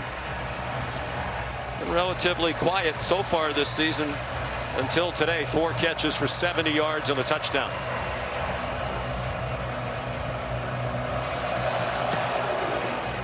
And that will be a touchback. Let's take a look at our high-speed highlights brought to you by T-Mobile 5G Home Internet. And so far, Nussmeier's been a little bit affected by a 3-man rush drop 8. You should have all time to throw. Instead, he forces one into triple coverage. And he is just not seeing the field very well against that 3-man rush drop 8. He's got to be better. And how do you get him to stop rushing just 3? You got to run him out of it. So at some point here, offensive coordinator Joe Sloan, they got to establish a little bit more balance by running the football. His 3-man rush has been problematic for Nussmeier. And they only ran the ball 9 times in the first half. 15 passes. They only had 1 possession of 5 plays. They had 6 possessions in the first half. None of them more than 5 plays. 5-play drive was their 70-yard touchdown. Right, 50 of that on 1 play. You know, they keep poo-pooing the struggles of the offense, but it's real. It is. Then they've got to find some balance. I mean, Nussmeier right now has missed some easy throws, but there haven't been a lot of easy throws out there. And I think the way that they can hopefully get a little bit more cushion is if they commit a little better to the run game. And after the 8-yard pass to Brown, it's a first down for Jawan Johnson. So what else can they do to get this going? I agree with you. I mean, if they're going to drop so many people in coverage, Ole Miss, you have to run the football. Have to. You got to run them out of it. And I think that is going to be a big part of the point of emphasis on this opening drive, is to just try to establish a little rhythm in the ground game. 1st and 10. A minute gone by in the second half. Nussmeier sacked back inside the 30-yard line by Will Eccles, the first sack of the day for Ole Miss. Well, second half, much like the first. What is it? A 3-man rush. Eccles and 2 of his friends getting a little twist up front. Eccles breaks through and drops Nussmeier. And Eccles, he's been a big surprise this year. They had really high hopes for him. And, man, I think he has played well above what anyone could have anticipated in his sophomore season. They had some holes to fill on defense for Pete Golding. Walter Nolan, a first-round pick in the middle of that defensive line from a year ago. J.J. Pegues was a late-round pick. Nussmeier retreating and throws it away. Cam Franklin, the pressure. Here's Molly. Well, LSU head coach Brian Kelly really frustrated at the half, admitting that he is frustrated with this offense. Said our defense was on the field for nearly 50 plays. Our offense only played 24. He said we need to play complementary football. Our offense is hanging out our defense to dry. He finished with our offense just needs to play better and then stormed off. So defensive struggles, guys. Which includes an 0 for 4 on third down today. And again, third and long yardage, a season-long problem. They rushed 3, drop 8. Nussmeier took the check down to Caleb Jackson. Well, last year when these two teams played, Nussmeier was not sacked at all, even though Ole Miss led the nation in sacks coming in. But Nussmeier, despite not being sacked, had his worst day from a passing percentage of his career. Matter of fact, the only game of his career that he was under 50% passing, 22 out of 51 for 43%. But last year, that was an elite defense for Ole Miss. Brian Kelly said that. Lane Kiffin said that. This defense for Ole Miss might be better than anticipated. Trey Wallace, the fair catch with a 52-yard punt by Grant Chadwick.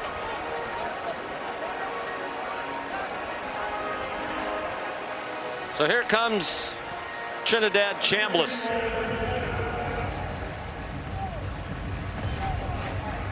$15 for 25 for 193 and the touchdown. He still hasn't thrown an interception.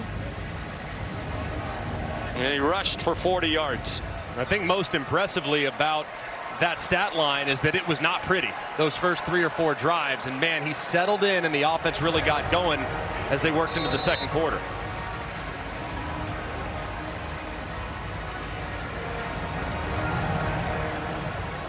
'23-year-old.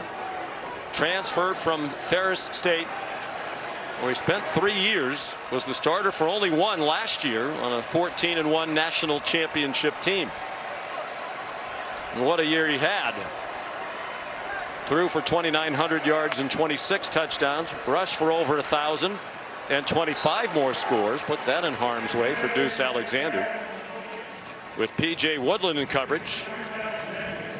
I thought it was interesting talking to Charlie Weiss. So when they looked at the tape from Ferris State, they also picked up a couple of plays that they have put into their playbooks. That it's a very well-coached team at Ferris. They've won 3 national championships in the last 4 years. They're 4-0 and number 1 in D2 this year. He wouldn't tell us which plays, though. That's the problem.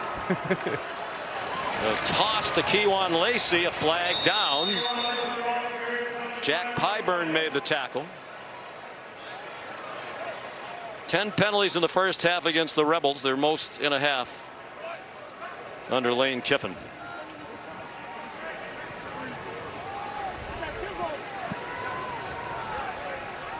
And the officials with another lengthy conversation.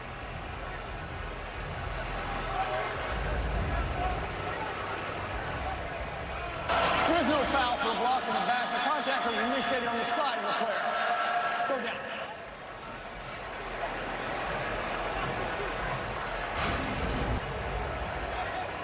Right there, Caden Lee working against a lane. It does look close.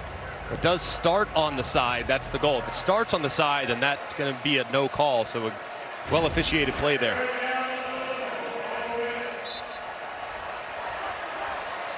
Third down and 11. Ole Miss 5 out of 10 on third down. 3 minutes gone by, second half. Chambliss tripped up. Did he get to the first down? It looks like he did, with about a half-yard to spare. Another open field tackle by A.J. Halsey to prevent a bigger play. And a great job, too, by Charlie Weiss Jr., recognizing that they had numbers in the box. Play action pass, immediate pressure from Bernard Gooden, forcing the throwaway. Ole Miss coaches talk about what a difference it is for Chambliss. I mean, last year playing at Ferris State, he was playing in front of about 5,000 people per game, sometimes fewer. There's a look at their home field. Top Taggart Field in Big Rapids, Michigan. Trees and empty seats in the background. Last week against Tulane, he played in front of 65,000. Week 4 last year against Rio Grande for Ferris, he played in front of 5,400, and that was homecoming. Yeah. So this is all new to him, but it hasn't flustered Trinidad Chambliss. If you look at the numbers, I mean, just 53,000 attended, but man, he's been up to the challenge. And Lane Kiffin said he's about as appreciative as he's ever had as a player, because knowing where he came from, what he has access to now, he's just happy to have free Gatorade, quote unquote. Yeah, which is really happy cool. to be here. Really cool in this day and age. 2-yard rush for Chambliss, 3rd down and 8. They worked that top several times to Woodland. Now Halsey's on that hash, talk you out of it. Given a lot of time by the line, and the pass incomplete. Alexander had stopped, covered by P.J. Woodland. Well, Ferris State must also be a very outstanding academic institution, because our Matt Austin is a referee. Our referee is a graduate of Ferris State. What did you get your degree in, Matt? That would be marketing. That's the toughest major there is, Matt. It's a marketing major. I'm allowed to say that. Here's an Oscar Bird punt, and a short one. Fair catch made by Xavion Thomas. It'll be good field position for LSU. Just a 35-yard punt. Matt didn't offer his GPA. 10-point lead for Ole Miss at home. The National Championship Trophy is here, presented by Dr. Pepper. Of course, that is the standard at LSU. You know, Lane Kiffin has great appreciation for Brian Kelly, but he also pointed out the previous 3 head coaches at LSU all won a national championship, and in year 4 expectations higher for the man they call BK. They do have Harlem Berry in the game. Why not? He's supposedly an explosive player. I know he's still learning the offense, but at a certain point, handing the ball and see if he can get something going on the run. Yeah, get it going. I mean, anything. Just commit to the run game on this drive. Just give us one drive where you are super committed to the run game. Harlem Berry's an issue in pass protection. Who cares? Just hand it to him. Let's see what he does with it. 5-yard gain for Berry, true freshman out of New Orleans, the Gatorade Louisiana Player of the Year last year, and rated by many recruiting services the #1 running back in the country.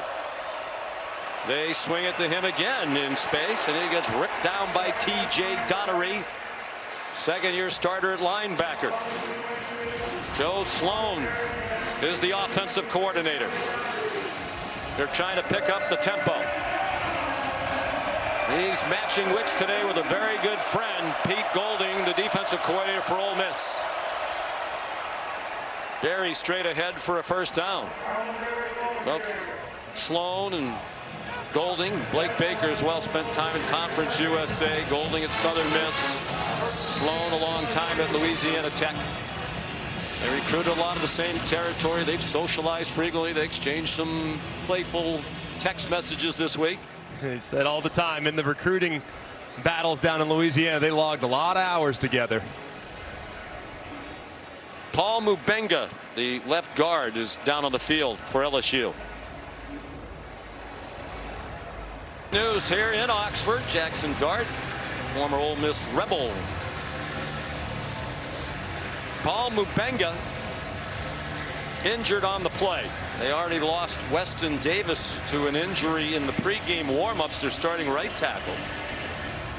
Mubenga started every game at left guard. DJ Chester's basically been the 6th man on the offensive line. He was not available in the 1st half because of a 2nd half targeting ejection last week against Southeastern Louisiana. He's not in the game right now. Cohen Eccles is in at left guard. Barryon Brown to the 39-yard line. T.J. Daugherty the tackle. They're without Aaron Anderson. See the brace on his elbow. We were also told by Molly he has a bit of a knee issue, so that's a huge loss. Their leading receiver last season and this. He caught the touchdown 23 yards from Nussmeier last year against Ole Miss in Baton Rouge with 27 seconds to go to force overtime, and the Tigers won it. Nussmeier to Lacey. Deep throw, man open, underthrown ball, and not caught, but a flag down. Chris Hilton Jr. was open.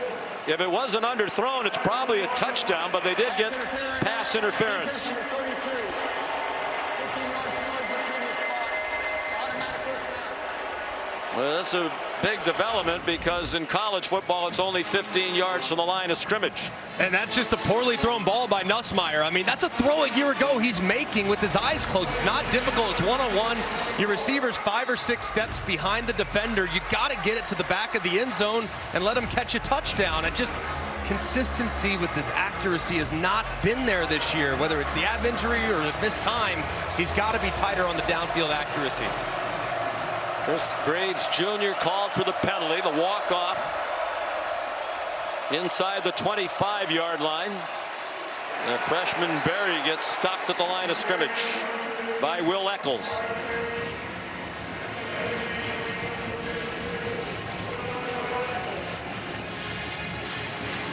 Now on 2nd and 10, this is kind of where Joe Sloan likes to take a shot. They run it on first down. This is where they try to kind of push it downfield. So keep an eye on their red zone weapon. That's number 14, Trades Green. He'd be the guy that they probably want to look at. He's lined up here on the end of the line of scrimmage. 6th play of this possession, the most they've had on any drive today. They shift into the pistol, the play clock at 2. Berry. Lane Kiffin in the crowd screaming for a holding call. Lane's halfway out to the numbers. Sage Ryan made the tackle. Last 4 years for him at LSU. Well, 3rd down, the last few times they've been going to a 3-man rush. Let's take a look. This is the penalty that Lane Kiffin was wanting on, looks like number 10, Bauer Sharp, kind of holding that jersey. We've seen that 3-man rush multiple times from Ole Miss. Will they do that 3-man rush again? See if they can compress the pocket, make Nussmeier uncomfortable. The Ole Miss coaches said they've been calling defenses this season to protect the secondary. And they do rush 3 again. Nussmeier checks it down. Xavion Thomas has a long way to go to get to the marker, and he doesn't get close. 2-yard gain.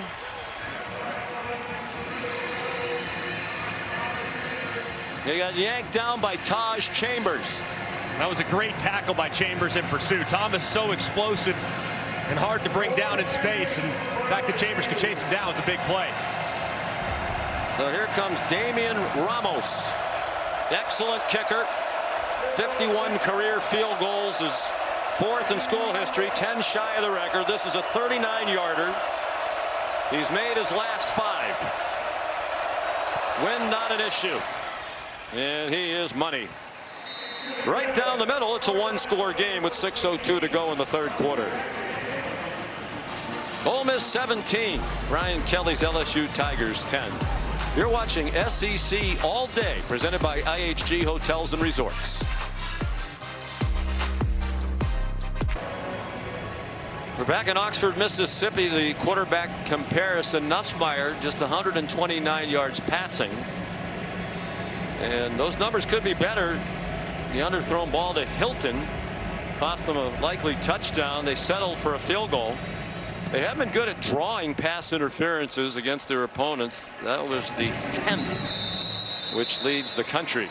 Not really what you want to hang your hat on offense. Time now for our All-State Good Hands play, and it's Trinidad Chambliss. He's been great manipulating defenders. Look at him work his eyes, move Weeks out of the box, comes right back, hits right on the middle for a 3rd down conversion. But also his legs are so dangerous. You overrush the quarterback with the guy that's dynamic, he can make you pay. That's exactly what happens that time. Weeks rushes too far upfield, and Chambliss takes off for another big play. And he's really seeing the field well these last couple quarters. And on downfield throws in particular, he picks up where he left off last week. Been very accurate.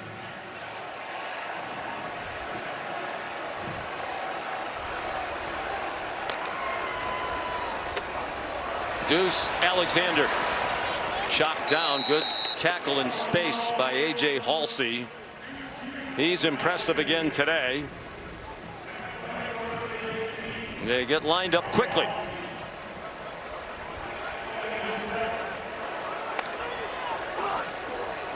They lined up Alexander in the backfield that time. Here's the first catch of the day for Caleb Odom, one of their tight ends. Halsey there again to shove him out of bounds, but it's 12 yards and a first down on the completion of the sophomore from Carrollton, Georgia.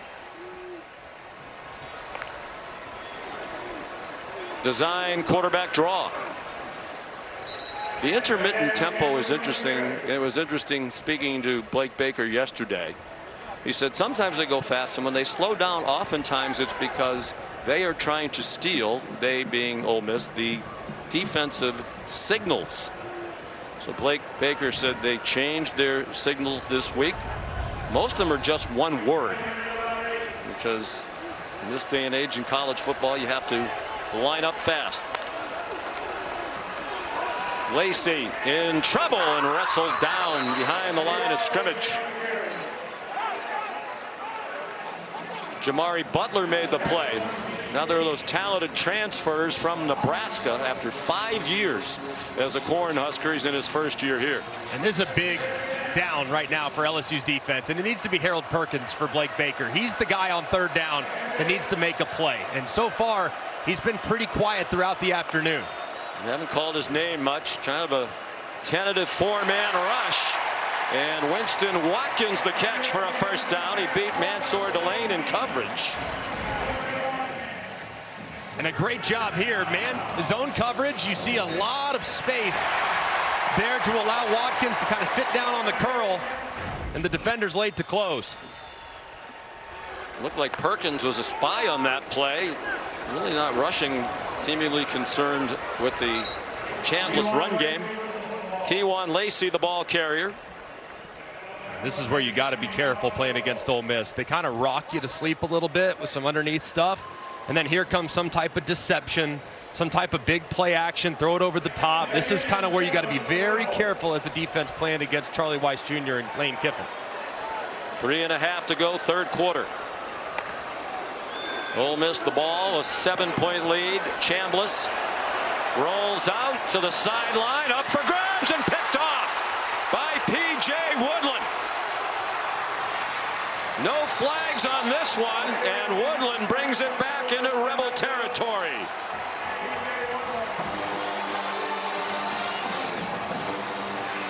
Intended for Deuce Alexander.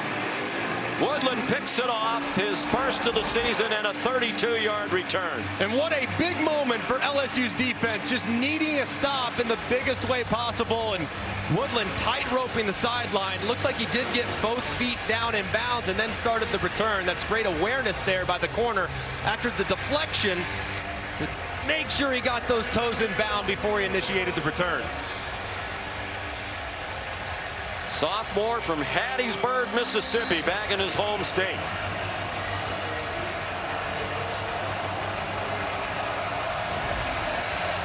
They had a pick six called back for pass interference on a good call in the first half. Now they set up the offense in plus territory. Jawan Johnson back in. And they got stacked up after a gain of 1. This is the best starting field position of the day for LSU. It is imperative here. LSU has done a great job all season long in takeaways, creating problems in the back end defensively for the opposing offense. But their offense, you got to pay this off. I mean, you have to pay this off. The morale is at stake if you don't pay this off after the sudden change. Of course, 5 of those interceptions for Brian Kelly's defense came in the one game against Florida and Baton Rouge. They picked off DJ Lagway 5 times. Nussmeier, good throw there. And Barryon Brown with the catch at the 31-yard line. 15 yards. And another first down for the Tigers. And this was a great throw. That's the Garrett Nussmeier we know. Tight spiral, drove right between 2 defenders. That was an accurate throw on time. That was probably the best throw he's made today. There's a touchdown pass today. He's had at least one in 18 of his 19 career starts. Throwing that one up for grabs. A diving attempt made by Xavion Thomas. Ricky Fletcher had the coverage, Molly. Well, LSU head coach Brian Kelly just singled out his offensive line on the sideline. He got after them saying, we have to protect better up front. We have to. You have no choice but to fight back. He told them injuries not an excuse as another starter, this time left guard Paul Mabenga, questionable to return with a left ankle injury. Remember, their starting right tackle Weston Davis also out right now with injury. And Molly, I don't blame him for challenging them. Ole Miss is applying pressure with the three-man rush. That just can't happen. Out wide, and Kyle Parker ran into the back of his own man. Bauer Sharp, the tight end, trying to block. No gain. Here's another third down and long. 3rd and 10. And Pete Golding has not been aggressive today. He has not really seen much pressure. It's really been that three-man rush, drop 8. But here, right on the fringe of field goal range, I can't imagine he dials up the pressure, but if you're ever going to, this would probably be the spot on the field, try and knock him out of field goal range with the sack. It's looking like three-man rush again, and why wouldn't you with how it's been effective so far? 1 out of 7 on 3rd down. And again, pressure with 3 men. Nussmeier running out of time, and it's incomplete, intended for Parker. Deshaun Womack, another former LSU Tiger, spent 2 years playing for LSU, is putting the pressure on Nussmeier. There's nothing more demoralizing as a quarterback to know that there's 8 men dropping out, and I still don't feel comfortable with the 3-man rush. The offensive line has to tighten up, especially on the edges. So here's Ramos again. This is a win for the Ole Miss defense. And after the interception for LSU, gave the offense the ball in plus territory. 48-yard attempt for Ramos. Come out. LSU. First and a half. 30-second timeout. And Brian Kelly hot with the field goal team. Time for the Aflac trivia question. LSU football has produced 3 #1 overall picks in the NFL draft. The duck was a little late on the arrival there. We want to know who was the first one. Oh my. I have no shot here. None. Well, I know one of them was quite recent. Yes. Know that one. I also know the one from the 2000s, but I'm imagining there's probably one from way back in the day. Well, he's topical today, too. So here's Ramos.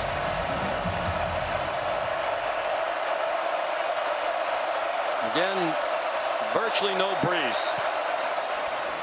And that one, little Greg McElroy fade, but still good. Mine's a controlled slice. Well, one of them I knew from watching the Lane Kiffin documentary, The Many Lives of Lane Kiffin on East 60, because they talked about he wasn't really thrilled when Jamarcus Russell was drafted by the late great Al Davis in 2007 with the #1 pick. Joe Burrow, of course, 2020 in the after the national championship season. Billy Cannon the first. And we say that's topical today because the last time these two teams met, when they were both undefeated, Halloween night 1959. Billy Cannon, one of the most memorable plays in LSU football history, 89-yard punt return for the only touchdown in the game. And LSU, then ranked #1, beat #3 Ole Miss 7-3. And that play helped Cannon win the Heisman Trophy that year. Wow. That was the last time they met, when both were undefeated and untied. We should point out that this is only the 6th time in 114 meetings they've played in September. Right. Usually they play later in the year, which reduces the likelihood that you're undefeated. That was today's Aflac trivia question.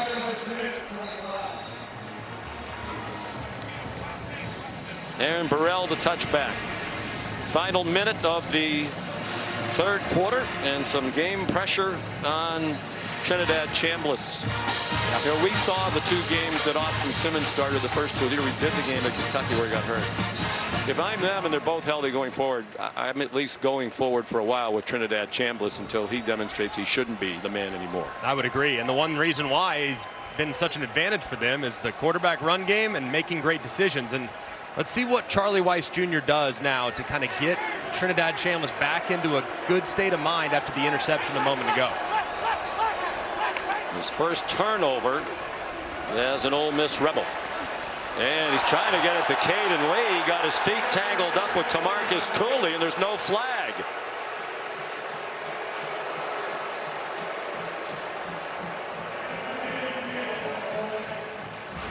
Like the throw was high too as Lee was trying to work across, and that right hand, yeah, did kind of get down and around the hip area. We might have gotten away with one there. The crowd certainly thinks so.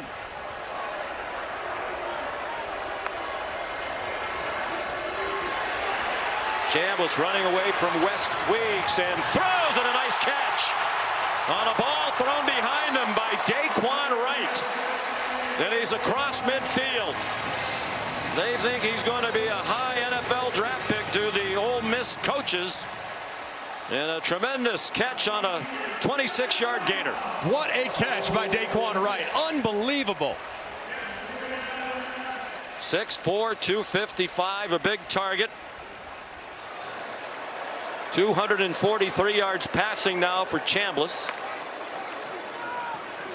Play fake, flag thrown by the center judge again. Caden Lee another catch. Harold Perkins the tackle, but what's the flag?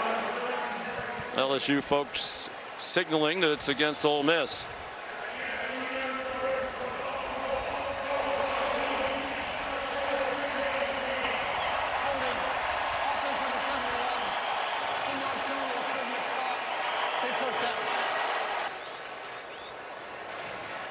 And that play gets us to the end of the third quarter. Well, they're going to put time back on the clock. 8 seconds. Thank you.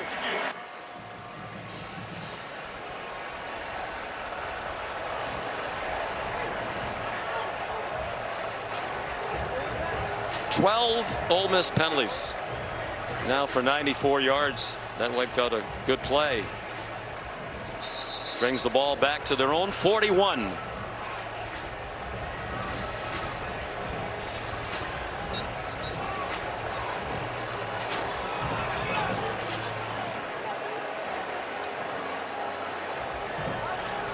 Allowing the LSU defense to mingle around the coaches for a moment, and finally Ken Williamson winds the clock.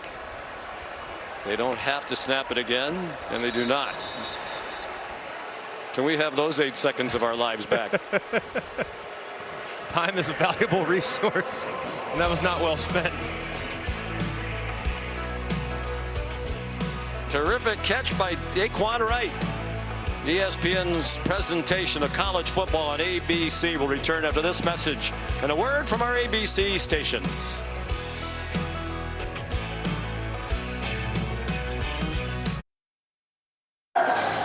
Back here at Ole Miss, Coach Kelly, your offense had to settle for a field goal after that interception by your defense. What do you attribute those struggles to on offense? Well, we're not executing at the highest level, and they're playing good defense. Yeah, we got 3 points on the board. You want 7. But, you know, we got ourselves back in this game. It's a one-score game. It's a fourth quarter on the road. Best team's going to win in the fourth quarter. What's the key for your defense here? Well, I mean, we got them out of the pocket a couple of times. We just got to cover down on the scrambles. So keep playing. Keep playing. This is a long game. It's 4 quarters. Big quarter coming up. Thank you. And his defense just got some help on a drop by Kewan Lacey on 1st and 20. He keeps talking about you play to win the game, you coach to win the game, and that's what he's done. Not going for a lot of 4th downs this season, playing to the strength of his defense. But as he said, at LSU the standard is championships. He knows that's why he was hired, to win a national championship. And this offense is not going to be good enough to win an SEC championship, never mind a national title. Chambliss, plenty of time. Strong throw. Dejan Stribling the catch. Mansour Delane the tackle. 12 yards on that completion. Big 3rd down here for Ole Miss's offense, and the guy that's been most successful has been Daquan Wright. He's their tight end. He's lined up right here. Let's see if they look in his direction. 3rd down and 8. They're not in field goal range. Kewan Lacey, the running back. He got the handoff, trying to turn the corner. He ran away from Perkins. And to Marcus Cooley, there's a flag down. It's a first down. If the play stands, they overcame a 2nd down and 20. Caleb Odom, one of their tight ends, is still down on the field. Holding, offense number 1. 2-yard penalty. Dejon Stribling, the transfer from Oklahoma State. And it's Odom down on the field. This is a big penalty on Stribling. Now he has to hold this block forever. I mean, it takes so long for Lacey to get to the outside, but he's just grabbing that jersey and tugging P.J. Woodland inside to allow Lacey to capture the edge. It's the correct call. Yeah, they were holding hands more than some of the lovebirds we saw in the square last night among the Ole Miss student population. Timeout on the field.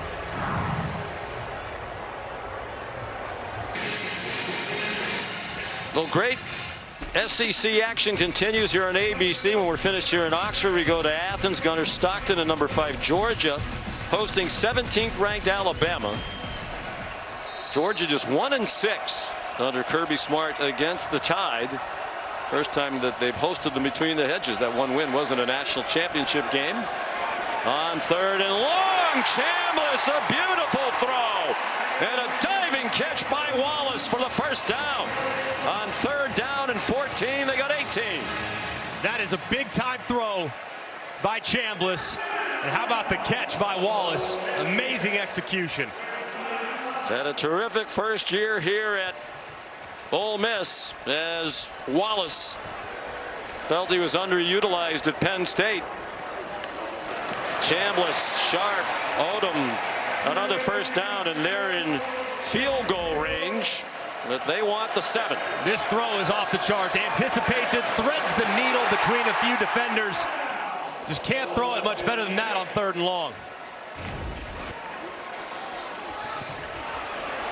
They have a wide open Lacey in the flat. He's down just shy of the 15-yard line. 8 more. They're on the move against Coach Baker's defense. And that's just Trinidad Chambliss showing his maturity there. I mean, started to the right. They called a deep shot off a pump action. Didn't like it. It was well covered by LSU. You get all the way back to your check down outlet. He does so beautifully to turn what was a lost play into a gain. Huge difference here between a field goal and a touchdown. They love Daquan Wright down here. He goes in motion. Leading the way for Kewan Lacey. Kewan Lacey getting pushed and driving himself just shy of the goal line.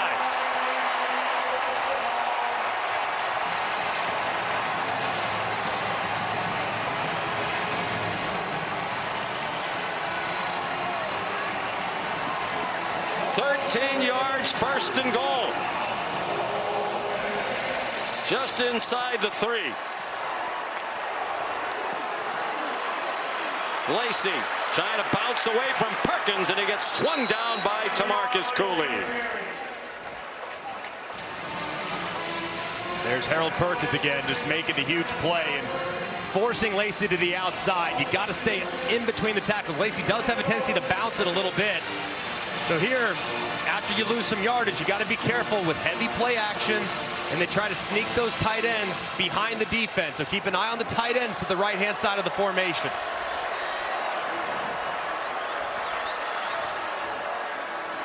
The 11th play of the drive. Looked like that was what's called, but there's 2 safeties back deep defending the pass. Probably going to adjust to a run here. Logan Diggs, the running back, straight ahead, touchdown.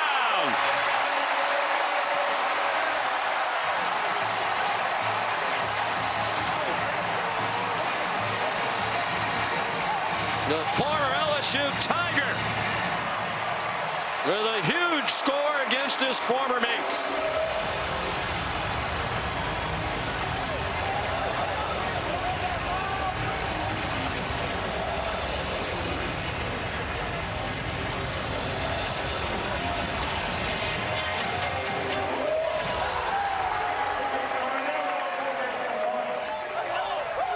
Big time drive, 75 yards and 11 plays.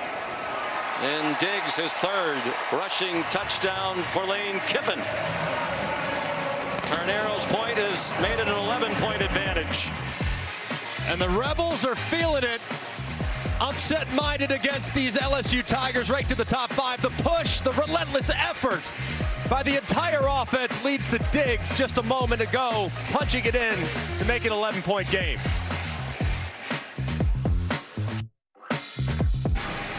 Great atmosphere here in Oxford, Mississippi. The 4th largest crowd in the history of Von Hemingway Stadium. 67,737. More than the seating capacity. And the LSU fans who have made the trip glum. Their team's 7-game winning streak back to last season in jeopardy. Offensively challenged team down by 11 with just more than 11 minutes to go. Darion Brown will try it from the goal line. He did well to reach the 20. And the recipe for Pete Golding, the defensive coordinator, has been simple. Rush 3, drop 8, and see if we can't push the pocket. It's been very effective. This offensive line for LSU has really struggled in giving Nussmeier time, and when they have, he hasn't always been accurate and hasn't always made great decisions. But you see the coverage in the back end. When there's only a 3-man rush, there's very few answers that you have as a quarterback. You got to find some pockets in those zones, and that 3-man rush has been absolutely critical to leading to Nussmeier playing subpar football, just 6 of 14 against an 8-man drop in coverage. Harlem Berry, the running back, out of the pistol. He's dropped for a loss by Cam Franklin.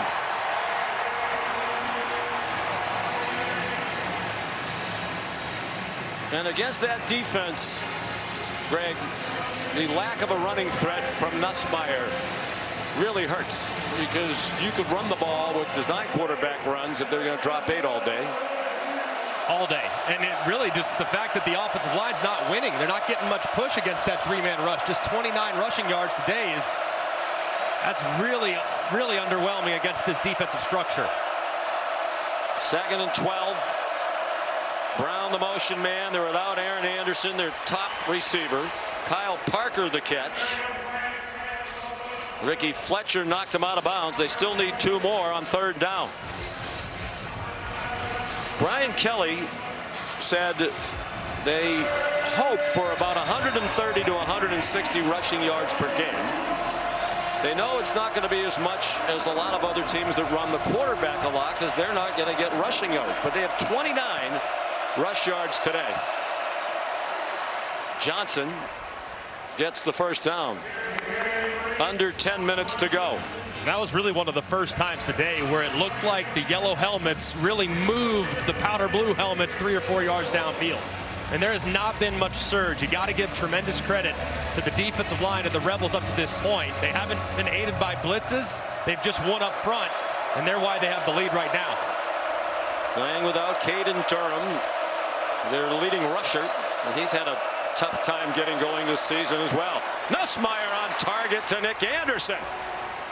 To the Rebel 45-yard line. Kapenna Gushigan made the tackle, a transfer from Washington State. 21 yards on the play. I think that's where Nussmeier is going to have to continue to try to attack the middle of the field. If Ole Miss is going to play with split safeties, 2 safeties on the hashes, you can attack that middle zone right between the hash. You got to continue to try to pound that area of the field. 2nd catch for Anderson. His only other one was their touchdown to start the game. That's deep, and it is incomplete.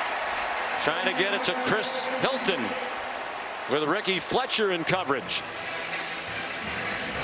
And that was a better thrown deep ball from Nussmeier. Underthrew one big time earlier, but that one's right on the money. Might have had to battle some sun too, as that ball hung in the air for a very long time, and the progressive pylon cam shows Hilton trying to track it all the way. Pretty good coverage on the outside as well.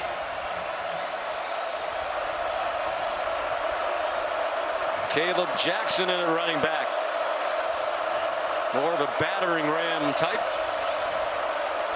He's wide open in the flat, and he dropped the ball.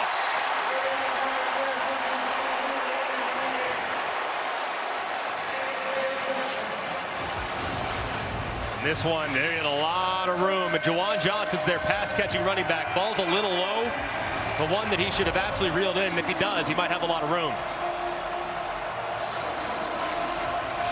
Well, in fairness to Nussmeier, they've had a problem with drop balls through these first 4+ games. I think if you're the receiver, you probably would have liked that one a little higher. They've dropped 2 officially today. They sneak in a run on 3rd down and 10. A good call by Joe Sloan. It's Juwan Johnson who got them within 2 yards of the line to gain. Sage Ryan made the tackle in a huge play here. 4th down and almost 3. They moved the ball back a little bit. They've had success running it on 3rd down and 3 or less. Here now 4th down. They've had some success too. They might go with Kyle Parker, who's lined up down here in the slot. He might motion across, and let's see if they motion him across and get him out in the flat. That's a play they've used in the past. Might do it here. Great call, Greg. There it is. Did he get the yardage? Yes, it seems he did. Perhaps with the second effort. He got blasted by Ricky Fletcher, who's slow to get up. He stayed on his feet, and with the lunge, it looked like he got the first down. You wondered if he would have had it originally with forward progress. Here's the view from the pylon cam. He's up right there. It does look like the ball does get to the 30-yard line. Great effort there by Parker, staying up just long enough to outstretch his arms to hopefully for the Tigers pick up this conversion. So undoubtedly the replay booth will take a look at this. His knee is on top of the defender, so he's not down. And it looked like all he had to do was reach the 35-yard line for the first down. Fletcher just now being helped up to his feet. 7:51 to go. LSU on the move, down by 11.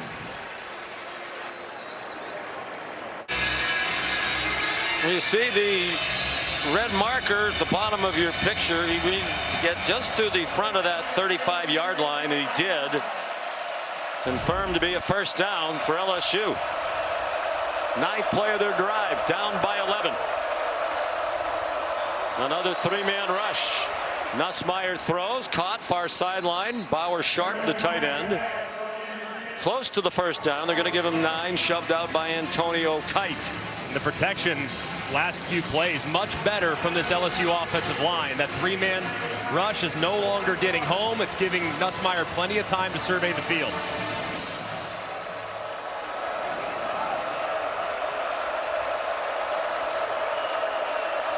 Deshaun Womack ran off for the Rebels defense. Nussmeier up for grabs again, and incomplete. Trying to get it to Barryon Brown. Chris Graves Jr. had the coverage. Part of that new secondary. Not only did they lose Trey Amos to the 2nd round, but they lost a lot of veteran defenders from a year ago who were very good college players. Yeah, a little hand fighting there, and probably could have called one there on Graves. It looked like he had that left hand up kind of around the shoulder pad of Brown.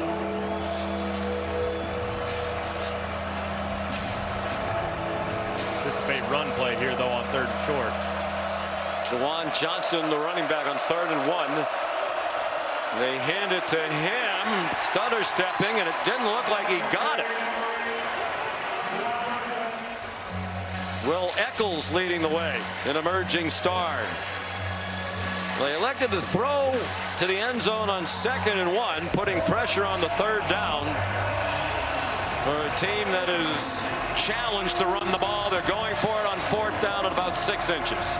Man, I've had success this year with quarterback sneak, so that's always an option with a little tush-push action with Nussmeier under center. His dad was the quarterback coach for the Eagles last year when they won the Super Bowl. He's well versed in the push. Timeout. Now they have just 1. Play clock was about to run out.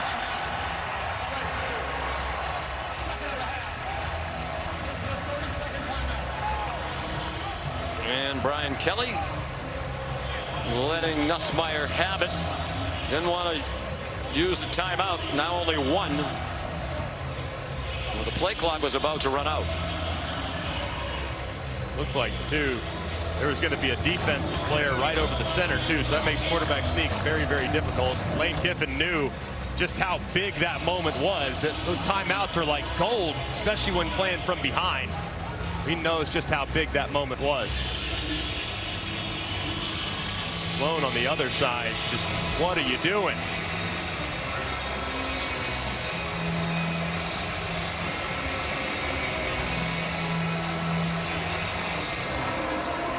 They come back to the huddle with 3 tight ends on the field. They've rushed for 42 yards on 20 running plays. Can they get 6 inches? Oh, boy.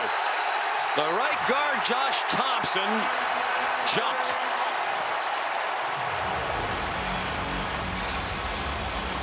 Now do you kick the field goal and make it a 1-score game? Probably so. I mean, that's probably the direction I'd head.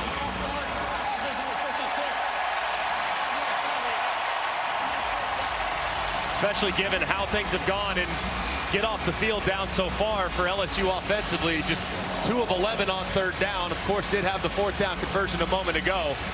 But if they're going for it, it's the slot receivers. That's where they've been going. So whether it's Parker on the bottom or Xavier Thomas at the top, more than likely that's the direction they're going to be looking. Biggest play of the game. Man coverage with the linebacker running out there with the running back. They went empty. It's a 3-man rush, a quick pass, and a 1st down to Kyle Parker. Trying to fill the void in the absence of Aaron Anderson, now with an elbow injury and a leg injury. 11 yards on 4th down and just more than 5. And they go with tempo. Under 6 minutes to go. Another shot into single coverage and another overthrown ball in the direction of Xavier Thomas. Chris Graves had the coverage.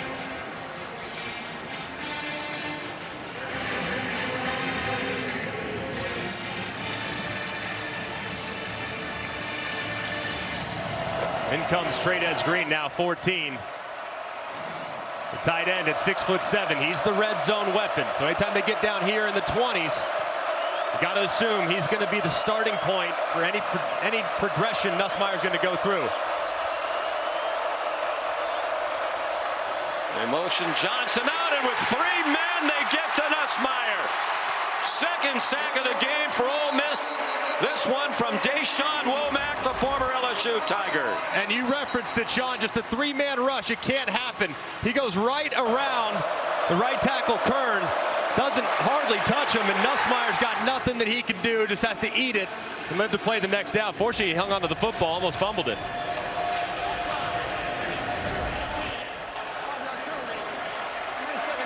Womack's a junior from Baltimore.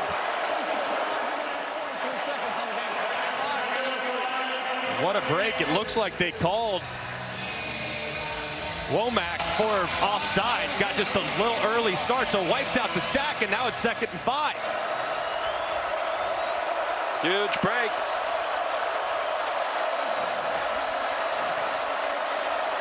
They're trying to add time to the clock. It's so loud here. I'm not sure the scoreboard operator, the clock operator, heard it. Now he or she has.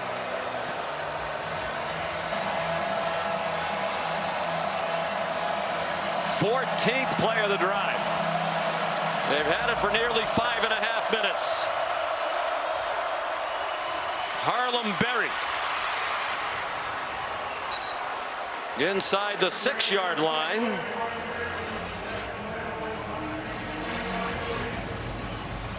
Well, the exact same spot on the field earlier where they threw the touchdown pass. Remember, they were looking in the direction of Trades Green. It got deflected, but he's the go-to guy. He's right here, lined up at number 3 at 6'7". That's the direction you got to expect they're looking.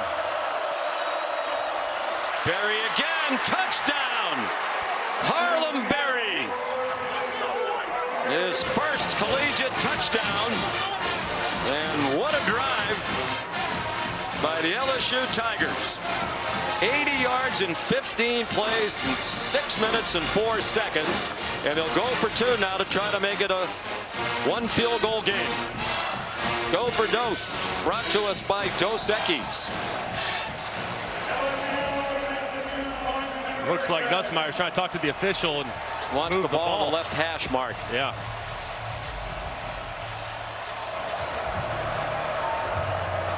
And they will move the ball over there. Harlem Berry, 5-star recruits. You know, if he's still learning, just run the plays he knows. He definitely has some juice. You can see it on display there in a big way. They're doing it without two of their starting offensive linemen. Jawan Johnson shifts to the backfield. My goodness. They hand him the ball back at the 8-yard line. That is a perplexing call. Suntarian Perkins made the tackle. You can't run the ball and you run a very slow design running play. And you got to give some credit. The guy that just got beat a moment ago on the sack on the AT&T connected cam, he gets a big old move, gets a piece of 2 defenders, and Barry goes right behind him. It's a good play, good bounce back from the right side of that offensive line.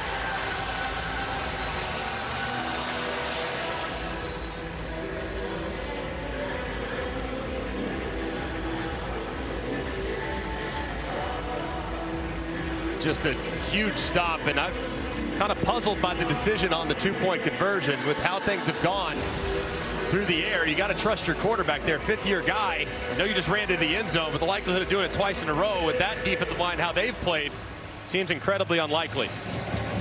Just going for the element of surprise. They weren't surprised on that Ole Miss defense. So 5:04 to go. LSU down by 5. With just 1 timeout and a 2-minute stoppage. Another bomb by Aaron Burrell. Here's Kevin Nagandi. Showing Mississippi State. And we got a great one tonight in Athens. Ryan Williams coming off a career game last time we year. saw him, 5 for 165. He's the key tonight for that offense. We'll get you ready. Georgia, Alabama, primetime on ABC. Back to you, Sean. What? Great day of college football. 4 ranked SEC teams in these back-to-back games. Trinidad Chambliss, 1 yard, and that's all. Whit Weeks there for the LSU defense.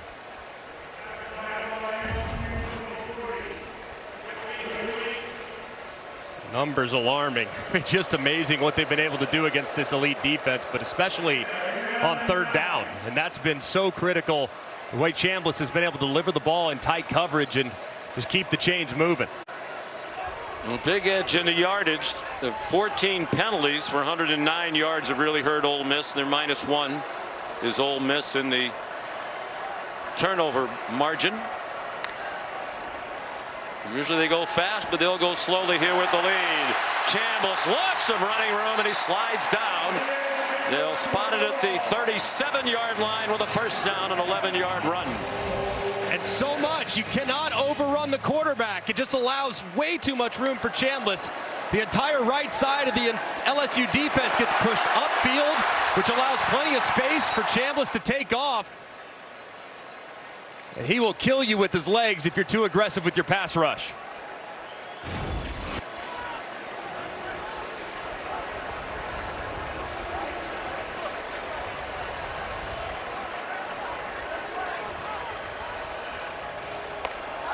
Crowd silent for one of the few times today with their team on offense. Keywan Lacey runs.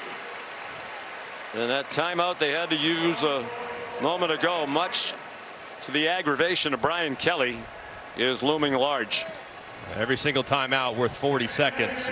Just cannot spend them unnecessarily on offense like they did a couple times earlier in this half.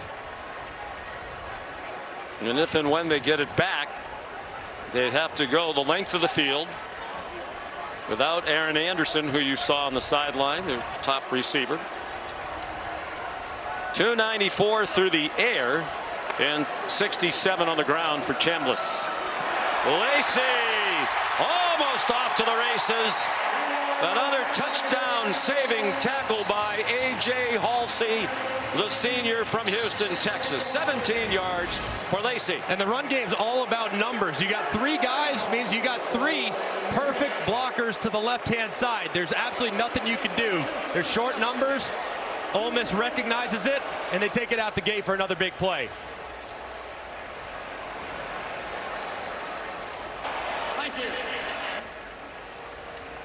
And Whit Weeks, the leader of their defense, preseason first team AP All-American, is the injured player, and his family understandably concerned. See, as he's going in, gets landed on there on the back. Just hate seeing that as he immediately grabs something in his lower leg. Such a great player.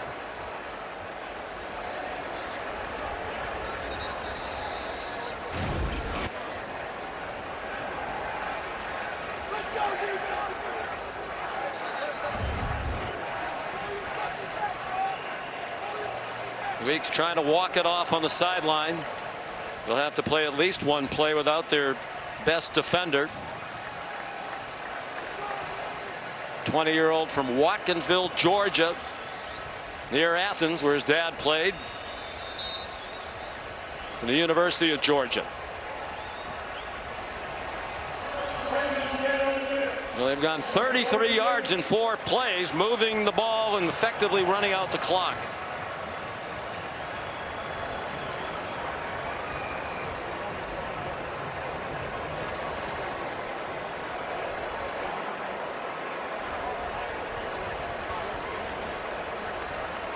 Ole Miss will have to run another play before the 2-minute timeout.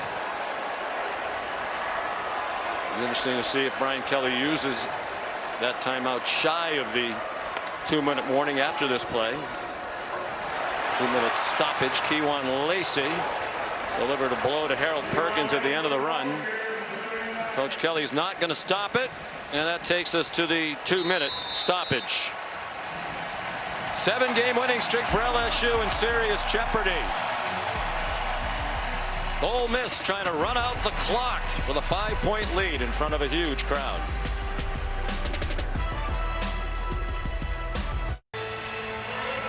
You're watching the SEC on ABC. The sun setting on a beautiful late September afternoon and now evening here in Oxford, Mississippi. Ole Miss trying to go to 5-0 and hand LSU its first defeat of the season.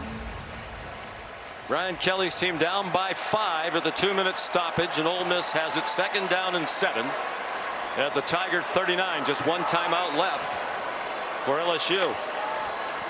You would think they would keep it on the ground. It's Chambliss.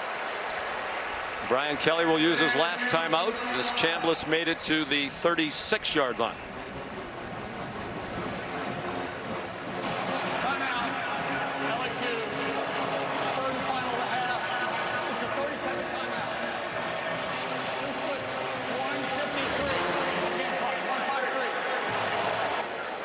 Well, do you have, if you're Lane Kiffin, 2 downs to get 4 yards, or would you think about, if you don't get it, a long field goal with a great kicker to push the lead back to 8?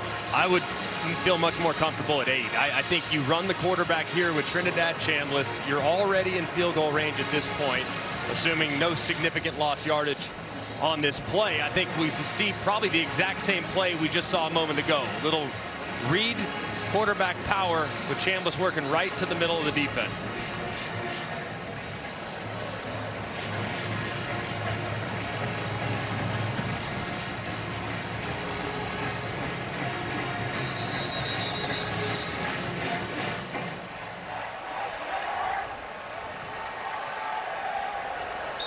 Statistically, a dominant day in many ways for Ole Miss, although those penalties have been an equalizer. But one more first down will put it away for Lane Kiffin and the Rebels.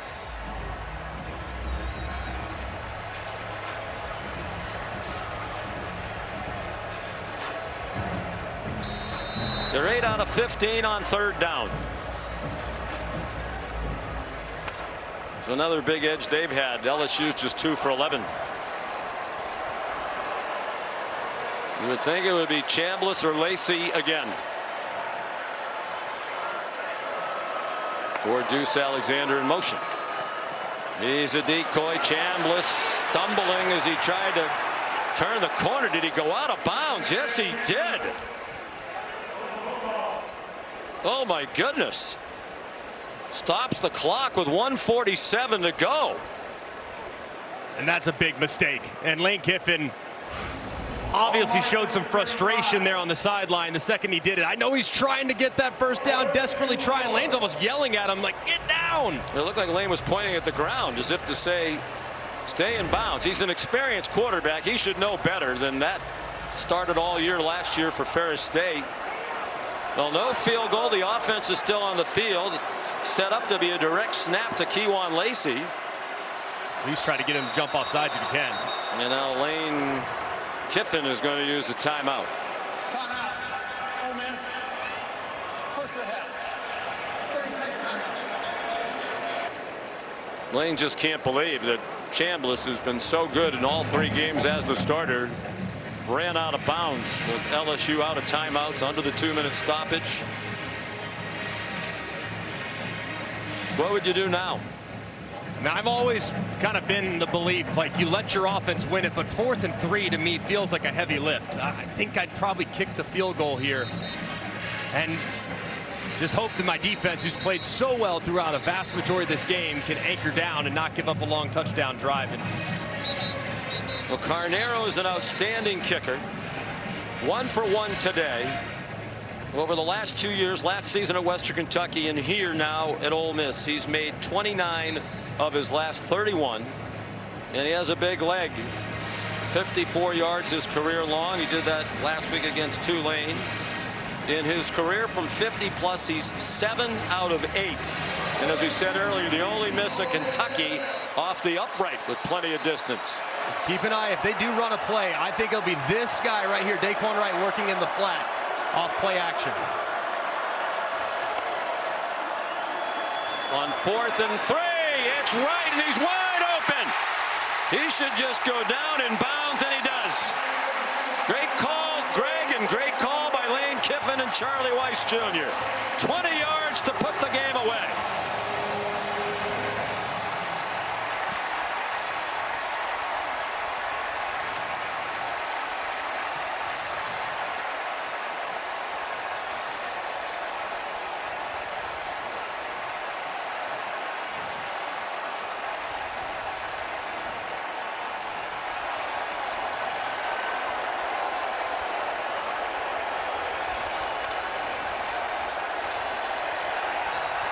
Chambliss takes a knee.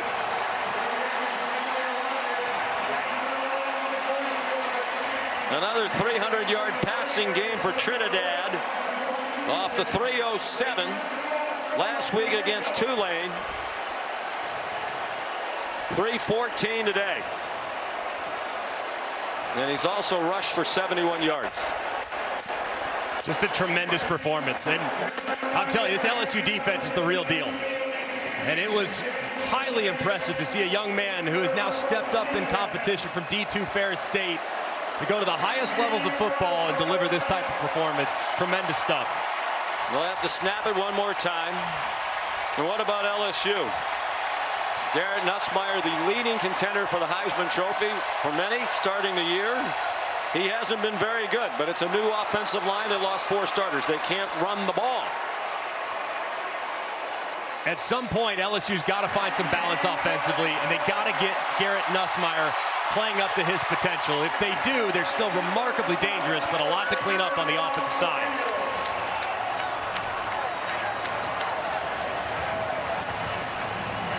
Lane Kiffin and Brian Kelly know each other well. They faced each other 4 times in this rivalry. They went head-to-head 3 times when Kiffin was at USC and Kelly was at Notre Dame. Here's Molly McGrath with Lane Kiffin. Coach Kiffin, a huge conversion on 4th and 3 to put the game away. What did your quarterback, Trinidad Chambliss, and this entire offense do well here tonight? Trinidad made up for running out of bounds. So, you know, we believe in our players. We go for it on 4th down a lot. And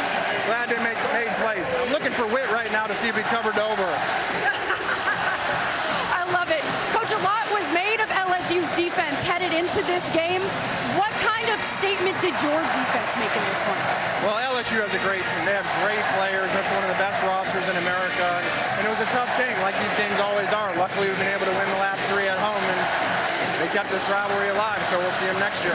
Yeah, you mentioned the rivalry. Last year, this game came down to the last play where you guys lost it. So how satisfying is this one now to take down the number 4 team in the country? Yeah, that one hurt a lot. We gave that away. We were ahead the whole time down there in Baton Rouge, so it feels good to get back on the winning side. We screwed that one up last year, but we finished this one this year. All right, congrats on the win. I'll let you go find Whit now. All right, see you. Sean. Join us late. Whit Weeks, the linebacker for LSU, dating Lane Kiffin's daughter, Landry.